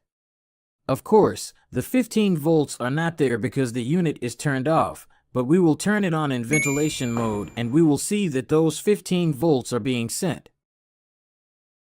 15 volts are sent. There are 15 in the signal that is not derived, that is, the fan is not giving notice. And the yellow is giving a high voltage to try to turn on the fan at maximum. Pay attention to these parameters. The yellow tries to turn on the fan at maximum, and it does not respond. The blue does not receive a response, and the white continues to send the 15 volts to turn on the fan, the electronic board. This is going to do it for a few seconds, until at some point this is going to disconnect and an error of fan is going to appear to us. Let's observe. It is still waiting for a return signal and it does not find it. So, the fan is definitely not there. That's what the team says. The team will stop sending the 15 volts, it will stop sending the life signal and the return signal. And now yes, it will be marking the error, as we are seeing there of the fan, CH10. But we know that the board works well and that the problem is the fan, in case the fan does not work. A very important detail, to finish with these tests of the installed equipment, is that when we are going to repair an equipment whose PCBs do not turn on, the first thing to check is the voltage in alternating current, neutral, and line. Many times the PCBs arrive at the electronics technician, and the technician says that they do nothing wrong, they work perfectly. Of course, this is in the case that your electronics technician is honest. But remember to first test that there is voltage between line and neutral. That is where you energize it. I just energized it, and there we see that the voltage enters. If not, it will happen to you that many times the electronics technician tells you that the solution is to check the power cable. And in reality, he did nothing. He deduced that the problem was the power cable. So always test the alternating current voltage input to see if it really enters the voltage that the PCB needs. The beep has to be done always, and the voltage of the PCB always enters, whether the equipment is turned on or off.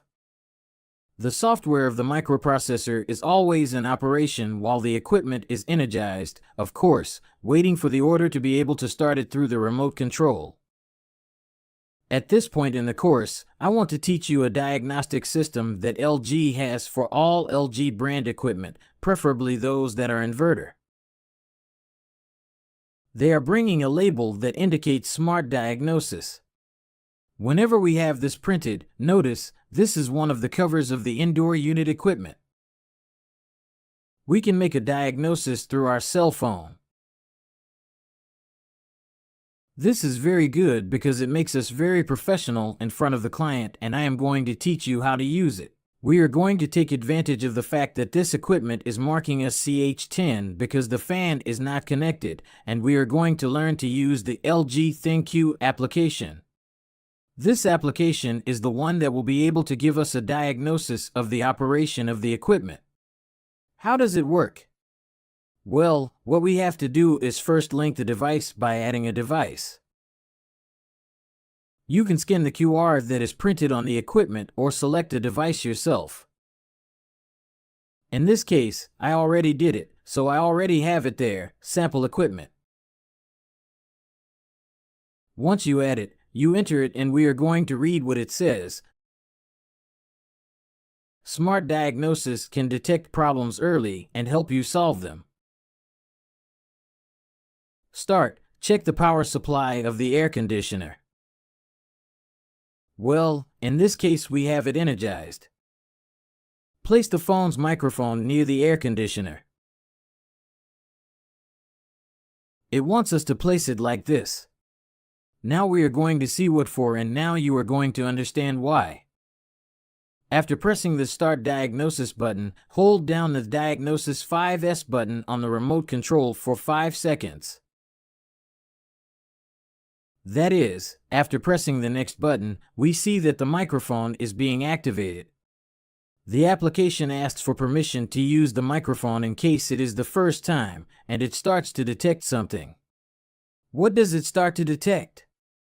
We are going to look for the diagnosis key on the remote control.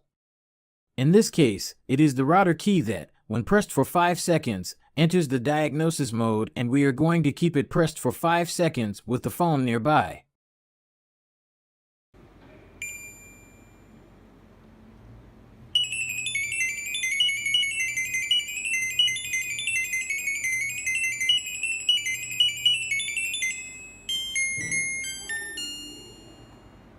Well, through that melody, the application understood what the error of the CH10 indoor unit fan operation error equipment is.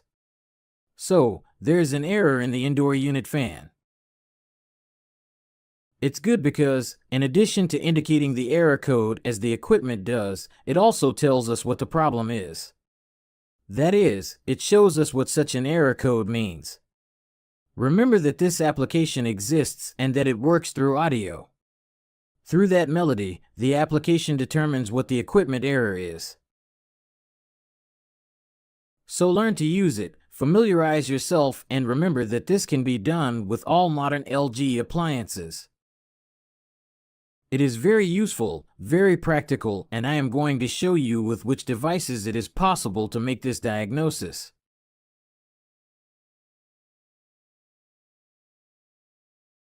Notice, washers, dryers, TV, stealers, refrigerator, microwave, dishwasher, air conditioner, heat pump. That is, it has a lot of devices in itself that serve with the smart diagnosis. So learn to use it and use it. Well, in this short video we're going to explain some details about the smart module for LG equipment. These devices, or rather, most LG devices, have the ability to diagnose themselves through different methods. Some are more in-depth and others less so. Take a look at this model here. We have an LG advertising video. And notice that this model has, for example, a button, which is the power button, which we can use to diagnose by pressing and holding it. There are other models that have the button inside. As you can see, inside the ventilation fin is the automatic on-off button, but it also serves as a diagnostic button. So, what we're going to do is hold it down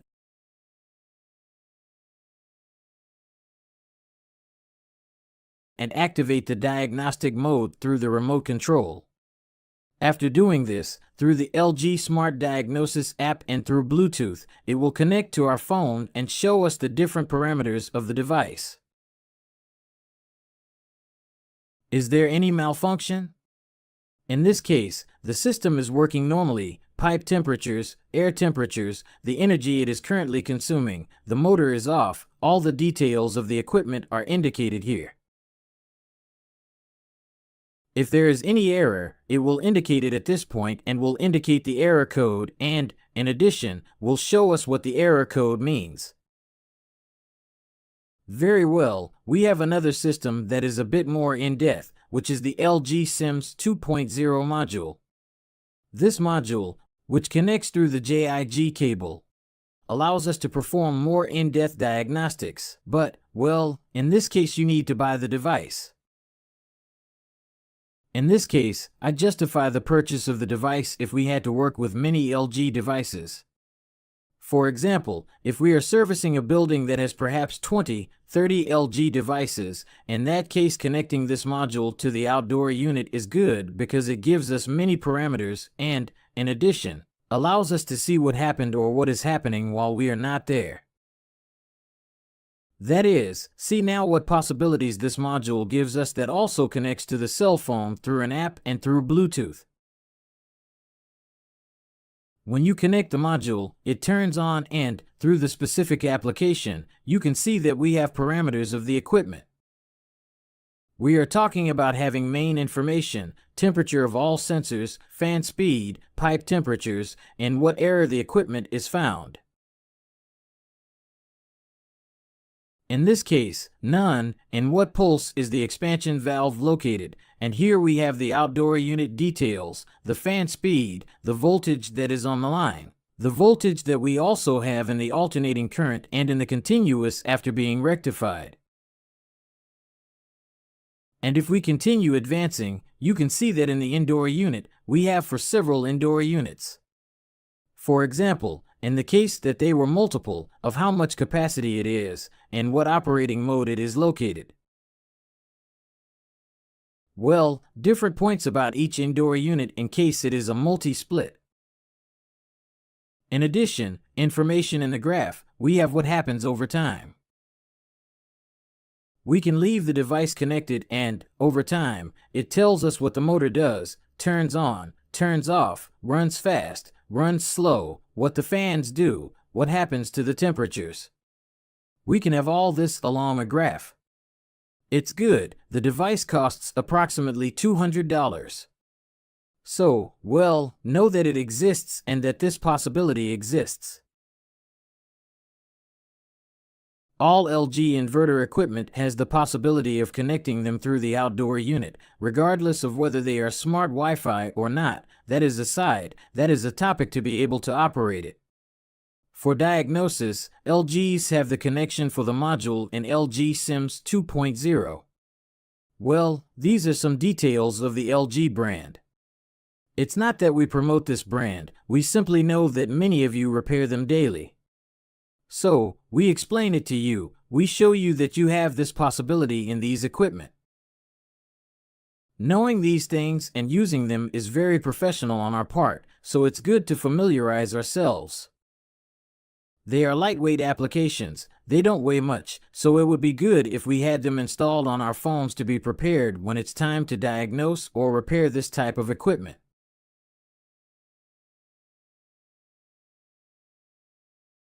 The purpose of this video is to teach and show you how pressures work in an inverter system. It is a system with our 410 that has 850 grams, which we will be starting in cold mode, and we will observe how the pressures are maintained. This is very important in order to later explain matters about gas charges in these systems. Please observe and notice that the pressure decreases as in any system since the compressor starts to compress. And we are measuring in the suction pipe. We have turned on the unit at 100%, that is, we have placed the unit at a set temperature of 18 degrees. Approximately, in this environment we are having 25 or 26 degrees. So the unit will try to turn on at maximum to be able to reach the desired temperature quickly. Observe also that the pressure remains at 150 psi. Remember that inverter units are constantly controlling all temperatures: indoor, outdoor, overheating, cooling, and compressor discharge temperature. What they will constantly do is try to regulate the pressures by varying the motor speed to cool in a comfortable way, not too strong, nor too slow or too fast. What does all this mean, or what do I want to tell you with all this? Well, we cannot trust the pressures to make gas charges in inverter units. We cannot trust the pressures. If we try to charge by pressure, what we will achieve is that the unit will constantly change its configuration as we add gas, because it will be trying to level those pressures. And we, adding gas, will reach a point at which we will definitely exceed, because we will try to find a fixed pressure and this unit does not have them. You are seeing that the pressure is being maintained at 140 psi. Perhaps we will charge up to 120 or 118 if we compare it to a conventional unit. But in this case, a unit with the full load does not reach the pressure of 120. It remains at 140. In fact, each unit works with different pressures, depending on what the manufacturer wanted to do or depending on what the manufacturer wanted to program in the software for it to work in a certain way. Well, later we will give more explanation about this, but in the next video we will be seeing how to compress the gas or accumulate gas in the outdoor unit to be able to uninstall an inverter unit. Well, very well. Regarding gas charging in inverter equipment, you could see in the video that the pressure remained at 140 psi. Of course, the inverter equipment, by controlling all temperatures in 5 points, in addition to having the ability to control the compressor and the electronic expansion valve, will maintain pressures according to the need of the moment. What does this mean? When the equipment lacks gas, it will try to control all this until it finally realizes that it lacks gas. What does this mean? That I cannot charge by pressure. If I try to charge by pressure, as I approach the 100% charge, I will be going up and increasing the charge. The equipment will be constantly varying all this to be able to see what is happening and try to understand. Therefore, charging an inverter equipment by pressure is very complicated. Inverter equipment, approximately, will be maintained between 115 to 175 psi, of course, in cold mode. How? According to what the manufacturer indicated that it has to do according to such temperature: close valve, open the compressor faster, slower. It does it in different ways. It is true that when the motor is set to maximum, the pressure usually drops more, but we do not know exactly at what point it is. That is why we cancel all this way of thinking of wanting to charge by pressure. what we will do is always charge by weight. In inverter, it is essential that we have a scale, which in fact, for a 410, it has always been necessary to charge by weight. Our 410 is a zeotropic mixture that changes its composition when it loses gas because the state changes, gaseous or liquid. Therefore, if we charge by pressure, we always alter the mixture. Therefore, whenever we have 410, we had to charge by weight, and now in inverter we have no other option. In the R32 training, he explained much more how refrigerants work, what things can be done, what things cannot be done. This training is very in-depth, focusing on refrigerants, zeotropic mixture, azeotrope, pure mixtures, although it focuses on flammable R32. We also focused a lot on explaining how gases work and what things can be done, and that not with respect to gas charges. Well, very well then, inverter always is charged by weight. Well, in this video, then, we are going to compress the gas in the outdoor unit. We will close the fine pipe as usual,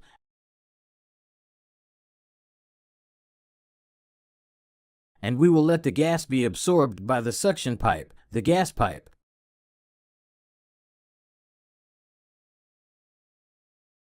We close the liquid pipe. This is not high or low pressure. This is liquid and gas. We close the liquid pipe. We wait for the gas to be compressed and we close.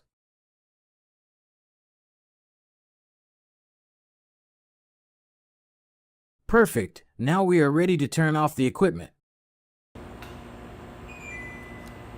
So, the gas compression is done as in any conventional equipment, only that you do not let the compressor work for a long time with the pipes closed, because remember that all this overheats the IPM, so pay attention to that detail no more. But after that, the compression is the same as in any system.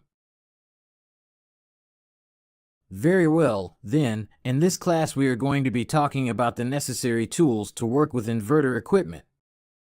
Whenever we are going to work on electronic boards, we are going to need some specific components or tools. Speaking about the soldering iron, we are going to be buying a Goot brand soldering iron, as we can see here, a 40-watt Goot brand soldering iron. There are many on the market, but these tools that I show you are proven tools that we use, that work well, of good quality, at a good price, and not investing more than necessary. There are those electronic kits, electronic tool kits, that sometimes we do not use most of those pieces. I am going to indicate precise tools that will serve you exactly for what you are going to have to do. We start talking about a 40-watt Goot soldering iron. What else? Well, we also need a desoldering tool. As we saw in the soldering class, we are going to need a vacuum desoldering tool. In this case, the model I recommend is the Goot GS108, which I am going to show you. This is the one we recommend. A very good quality tool, which requires constant maintenance. You have to open it and remove the tin that accumulates inside. If possible, also clean the sealing rubbers well, that is, the internal part.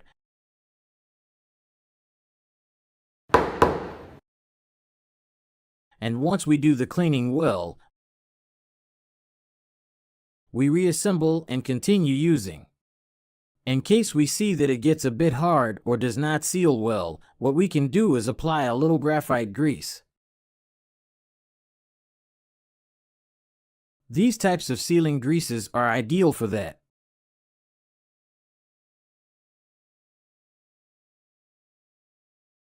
Very well, there we have our vacuum desoldering tool.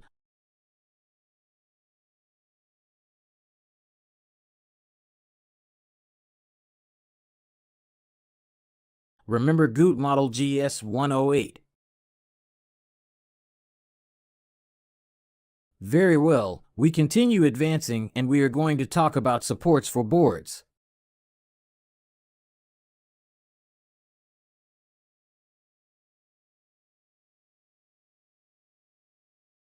This type of board supports are sold for a very economical price, for $18 to $17 on Amazon. It is highly recommended. Firm safe.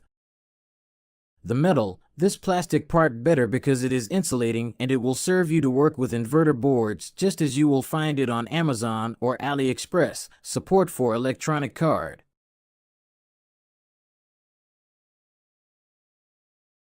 Very well, another tool that you are going to need is the microscope.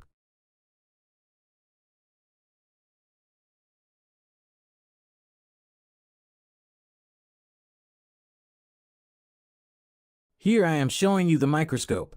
Notice that it is a very simple model that is really economical. It costs $35. This microscope, despite being very economical, is of very good quality.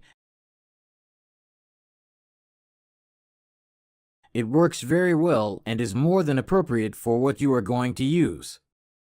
Notice that you can see the microfiber. It has the option to take photos. You can add a memory card. You can connect it to the computer and the computer recognizes it as a webcam. The battery lasts a lot. So a microscope of this type is the one we recommend.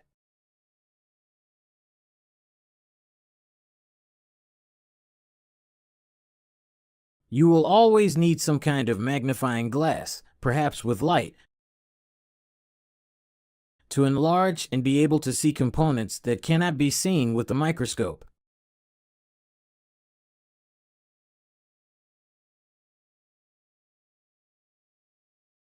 A very important detail, when you buy the tin soldering iron, do not forget to also buy a stand because since we are starting with electronics, we are new and sometimes we do not know that the soldering iron can cause damage to us or burn something. So always buy a soldering iron stand and in that way you will work much safer.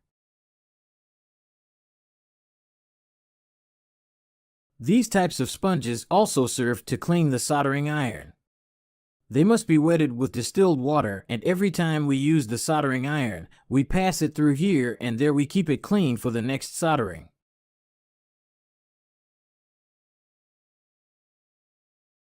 In this way, of course, once it is hot, if you cannot get this sponge, you can get these vegetable type sponges that are used for makeup at pharmacies.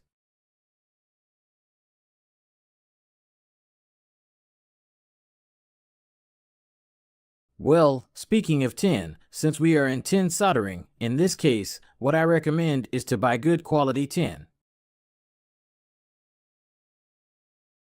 The problem is that if we buy a tin with the characteristics we need but of poor quality, the internal resin is the one that is usually of poor quality. So, the problem is that when soldering, the solder never applies well in the hot area because the internal resin that acts as flux is of poor quality. So whenever you buy tin, please buy a good quality one, which is a little more expensive but lasts a long time.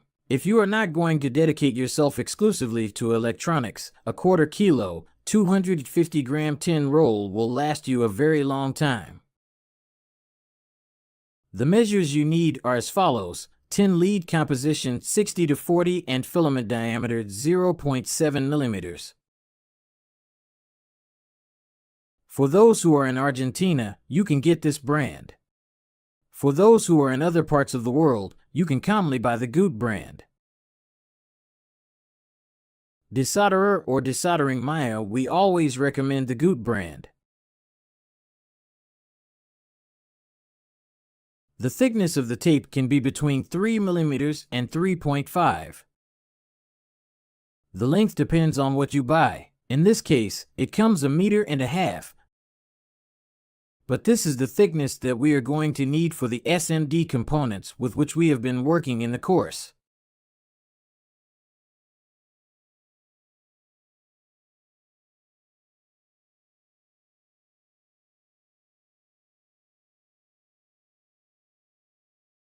You also need tweezers that can hold, cut components, cut wires, prepare little cables to be able to make bridges. So you always need these tweezers that are going to be exclusively for electronics. Notice that they are small. An important detail: do not use these tweezers to install air conditioners because they will not last long. Have your exclusive toolbox for electronics.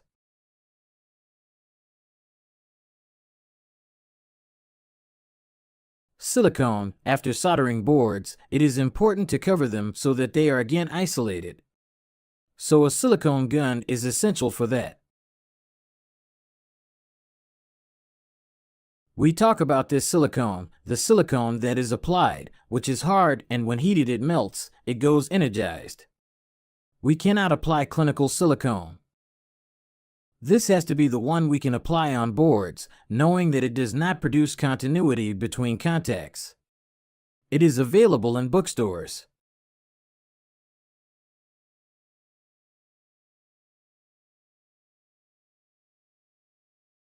Heatsink compound. We are going to need it because we have many heat sinks on inverter electronic boards. This heatsink compound can also be purchased from the Good brand or a good quality one that you may find in stores where they sell computer supplies, and it is the paste that goes between the component and its aluminum heatsink. Of course, in this case you are seeing it wet because in the previous course I applied it and this component was not used. But when we disassemble a component that has been working, this paste is completely dry. So you disassemble, change the component, and before reassembling it, you have to apply new heatsink compound.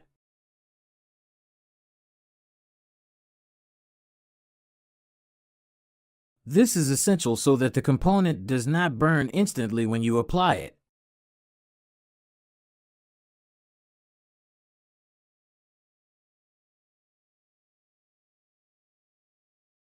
What the heatsink compound does is fill the cracks that remain between the component and the heatsink and transmit the heat better so that the heatsink can dissipate it. So you have to have heatsink compound when working in electronics.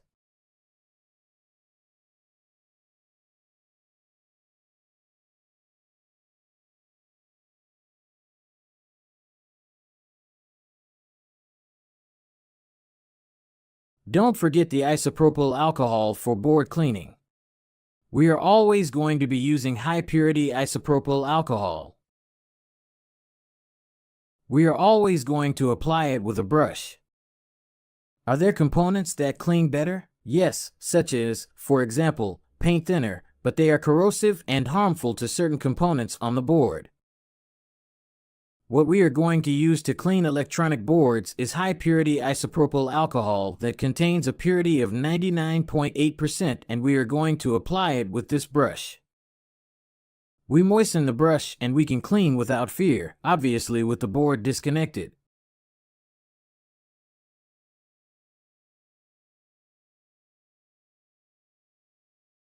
Very well, another tool that will also be very useful is the multimeter. UT brand multimeter. This model that you can buy that brings the capacimeter and everything you are going to need is the UT61A. There are many UT brand multimeters, but this is enough. Can you buy a better one? Yes. Can you buy a worse one? Yes. But if you buy a worse one, there are measurements that you will not be able to make, and if you buy a better one, you will have functions that make the device very expensive, and you need to carry it, climb stairs, climb roofs, so buy this UT61A, which has all the functions we need. For example, the UT61E model has a computer connection, I don't remember well, but who is going to use it connected to the computer? I think that is air conditioning technicians. We are not going to do that. So it seems better to buy one that has the functions we need. This one has the capacity to measure capacitors up to 200 millifarads. We are talking about 200,000 microfarads, more than enough for our boards. Alright, In this video, we will be explaining how to connect to the home Wi-Fi network on smart Wi-Fi devices. As an example, we have the manual that comes with Carrier brand devices, and in this manual, you will be able to see step-by-step instructions on how to directly connect these smart devices to Wi-Fi. The idea is for you to be able to offer an additional service to customers and for you as technicians to understand how this connection from air conditioners to the Wi-Fi network works so that the customer can later manage them with their own phone.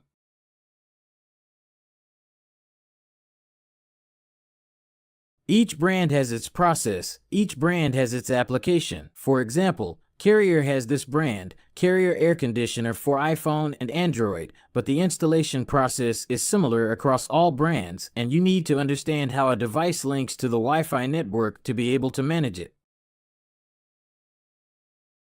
In fact, this explanation will also be useful for surveillance cameras.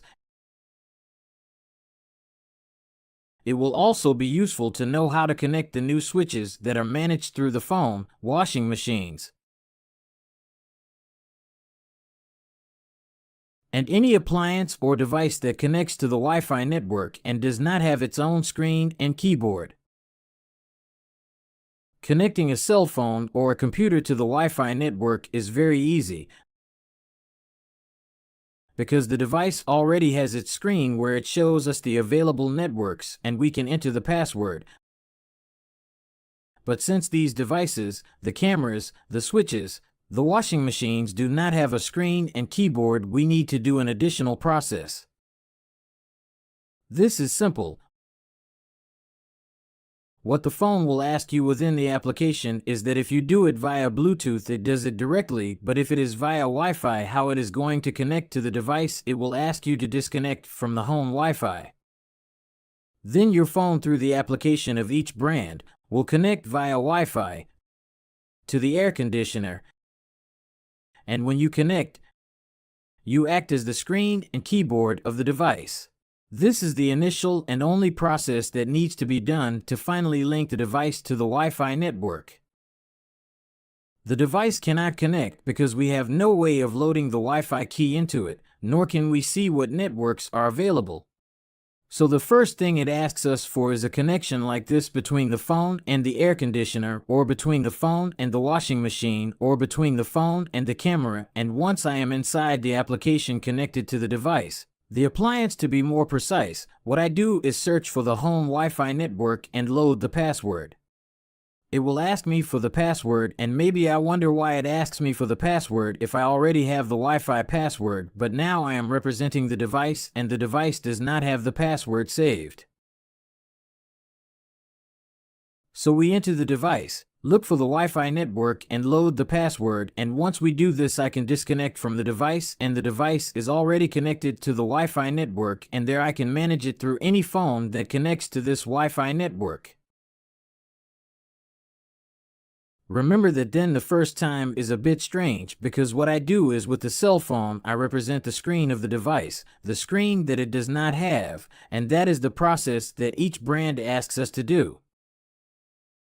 Remember, it is very simple, you just have to read the manuals well, download the appropriate applications for each device for each model, and I do this initial process. I can do this with my own phone as a technician.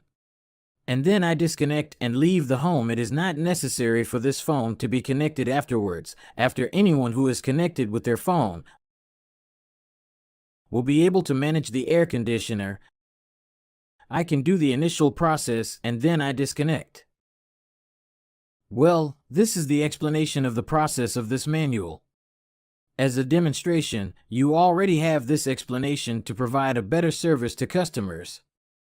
Sometimes, customers who buy a smart Wi-Fi device want the technician to also program it. This way, they know how to do it.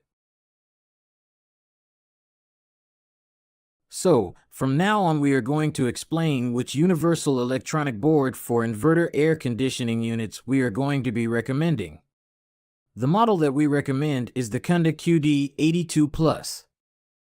This model has quite a few possibilities for adaptation with most of the inverter units that we are going to be using.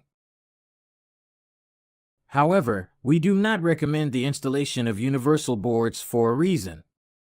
When we install an inverter air conditioning unit, this unit consumes 70% of energy compared to the 100% that a conventional unit of the same capacity would consume. When we install a universal board, we are only saving 2% of energy and the unit goes on to consume 98% compared to a conventional one, which we could say that the unit becomes almost like a conventional one. Why does this happen? Well, because the electronic board does not regulate the speed of the motor. The inverter electronic board does just like a conventional one. It turns it on, turns it off, turns it on, turns it off, turns it on, turns it off. It's true, it doesn't have the startup peak of a conventional one, and that's why there is some energy saving, but in reality during operation it's the same. The inverter unit will start at maximum, it will cool down, and when the room is cold it will turn off, working in the same way as a conventional one does. For this reason, we do not recommend the installation of these boards, and also because of their cost. Their cost is between $150 and $200, a high cost considering that it also does not leave the unit working correctly. But if the universal electronic board is going to serve us as a tool, and now I'm going to explain how. We are going to start this video explaining about the indoor board and explaining step by step how it is connected. Here we have an indoor board of an inverter air conditioning unit, a universal board of the Kunda model that we had mentioned. How are we going to be connecting it? Well, let's pay attention to the details. At this point, we have here the connection of the negative. Here is where we are going to connect, or rather, instead of the negative, the neutral of the 220, 110 volt or 127 supply. On the other hand, at this point, we are going to be placing the line. At this point, the line is connected. They are boards with switched sources. Here it has its transformer that has in the switch 7805. They have their fuse, their varistor. They are switched sources. Here they have the encapsulated rectifier here.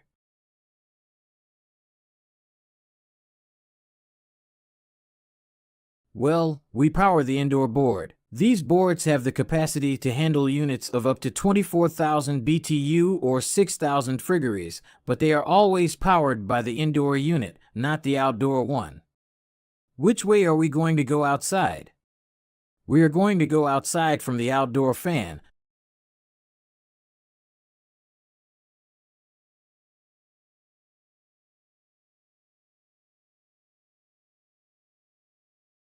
From the four-way valve. Notice here we have outdoor fan, four-way valve, and finally through this cable that is going to turn on the compressor.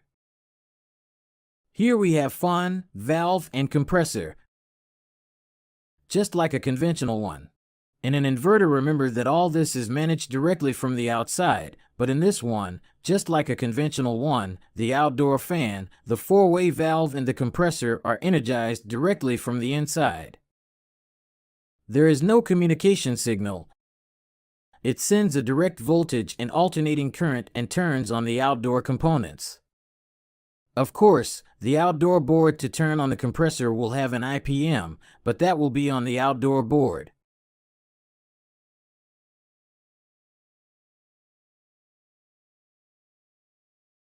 The IPM itself is intelligent, but it will not have a microprocessor that exclusively controls it on the outdoor board. When it is powered with 220 through the interior, directly the motor outside is going to turn on. Alright, what else do we have here? We have the connection for the DC fan. This is a possibility that this board has that others do not have, other universals do not have. We have the display connection, DC fan when it comes with a narrow plug, a thicker plug. We have the display connection, we have the pipe sensor connection and the room sensor. And here we have the connection of the stepper motor that directs the direction of the air. If you don't know how to connect them, don't worry, test the connections until it works. This one is 6 in the motor, only have 5, you test one side and the other until it works, it won't burn. And on the other hand, here we have the connection for the indoor fan in case it is a fan PG or an AC fan as we studied in the training. And at this point, here is where the capacitor for this AC fan is connected.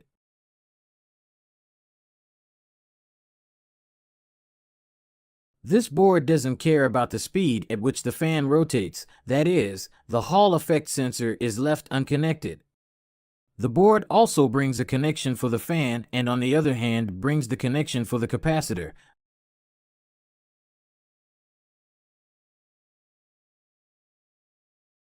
But in case a DC fan arrives, it is connected directly there. Well, very well, these are the connections of the indoor board. Now the question is, how are we going to go outside, or what cables have to go outside? Well, we are going to go outside with a cable for the fan, another for the four-way valve, another for the compressor, and a fourth cable for the neutral. The neutral of the 220 or 110 enters here and comes out through another of the plugs and goes outside, and of course we need the ground cable. The problem that this board presents, perhaps some of you are already realizing. In an inverter unit we are going to have neutral, line, and communication, and then we had the ground. Maybe in inverter we are missing a cable when we want to connect the universal board. If we have a fan that is powered outside at 220 AC, we are going to need one more cable to connect it. We have to place it somehow. And if we have a four-way valve, well, we have to use the communication or signal cable as if it were the four-way valve, the original one that is no longer going to be used anymore. Now, what could be done is if you need a cable for the funk, use the ground as a cable for fan and place the ground directly outside. You have to think about it, you have to evaluate it. Keep in mind that this can happen, that when placing a universal board a cable is missing, so the work increases the time and effort of course. But there can also be the case in which you don't have a fan because the fan is DC and is powered directly with the outdoor board, as we will explain later, and that the unit is cold only, as happens in the case of Central America, that the units are cold only. In this case, instead of missing a cable will be left over, the communication cable we are not going to use for anything. Well, these are things that can happen to us with universal boards. Keep in mind all those details because they make the job much more difficult if it gets complicated. So keep this in mind when giving estimates. Very well, let's move on to the outdoor board. Well, speaking about the external board, of course, the manual includes all the details on how to install it, but we will also explain step by step. On one hand, we have a connection that says N where we will be placing the neutral that comes from inside. And on the other hand, a connection that says comp where we will place the cable that comes to turn on the compressor. And this is where the external board serves us as a tool. If we energize with 220 volts, 110 or 127 depending on the external board we bought, this board without receiving a signal turns on the compressor to the maximum. Not only does it turn on the compressor through these points U, V, W, we are going to put a color that is more visible. Not only does it turn on through U, V, W, but also through this contact it turns on a DC fan. Notice that here we have to turn on a DC, injecting 310 directly. Here we have the negative, here we have the voltage of 15, and here the two signals. This board is energized and automatically turns on the fan and the motor, which gives us the possibility to use it as a tool. and it also moves the expansion valve to an intermediate and correct position for the operation of a maximum inverter. So it serves us as a tool to test all these elements: fans, motors, and expansion valves. Pay attention to that detail. It serves as a tool. Well, what else do we have here? Well, we have the U, V, W outputs that connect to the motors. We are going to find two more plugs that are clearly indicated with less and more, in which I will have to place the external board dedicated to the capacitors. It comes in two separate boards to connect the capacitors.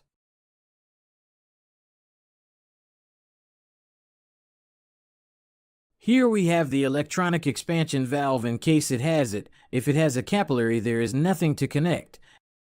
And up here we have the connection of the only sensor that this board brings, which is the discharge sensor. There is no outdoor temperature sensor or pipe sensor.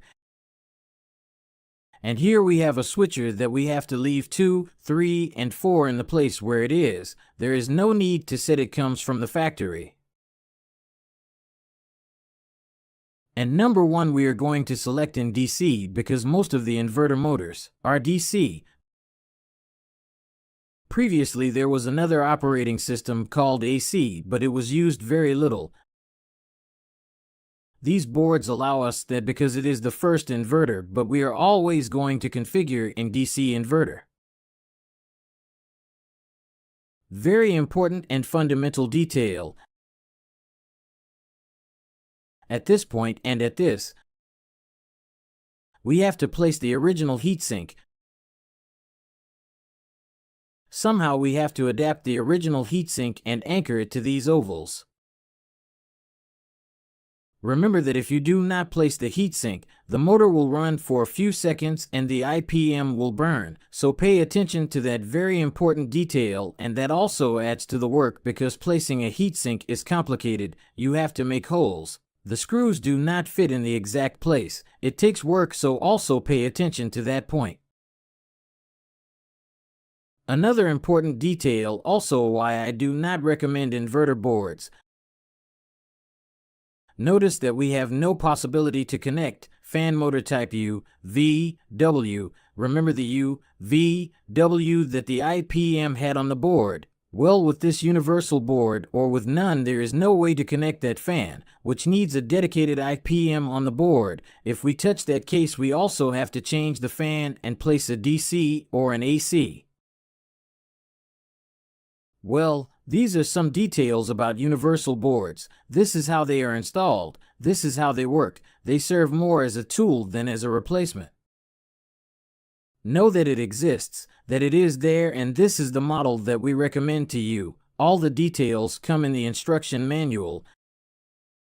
Of course, it is not as aesthetic as always, but well, it exists. It is there, and this is the model that will serve you in case you want to make these connections. Here we have the detailed diagram that is included in the board. Very well, an application that I want to teach you to use is the following: Electrodoc. This application gives us several options to perform tests or electronic calculations. There are many functions that you can learn to use on your own: battery life calculation, capacitor combination, resistance combination. This application allows you to make many calculations: SMD resistance code and normal resistance color code. One of the ones you are going to use the most are precisely these SMD resistance codes. If you come across some of these SMD resistances, remember that they have a number placed and that you will know their value depending on the number that is printed there. So, what we are going to do is just put the number, and here it already indicates what type of reference it refers to. It's very easy to use. It is even very useful when thinking about the colors that resistances have. If we find perhaps brown, black, brown, gold, it is a 100 ohm resistance, for example. It's very easy to use. It will be very useful for measuring resistances, and also, if you want to research and learn and use for other things, well, this application is good. It's free too. Remember the electrodock, which is the tool that we recommend for this. Remember that resistances, to know their value, we have to observe the colors. So we memorize them. We use an application. It's great to have it downloaded on your phone.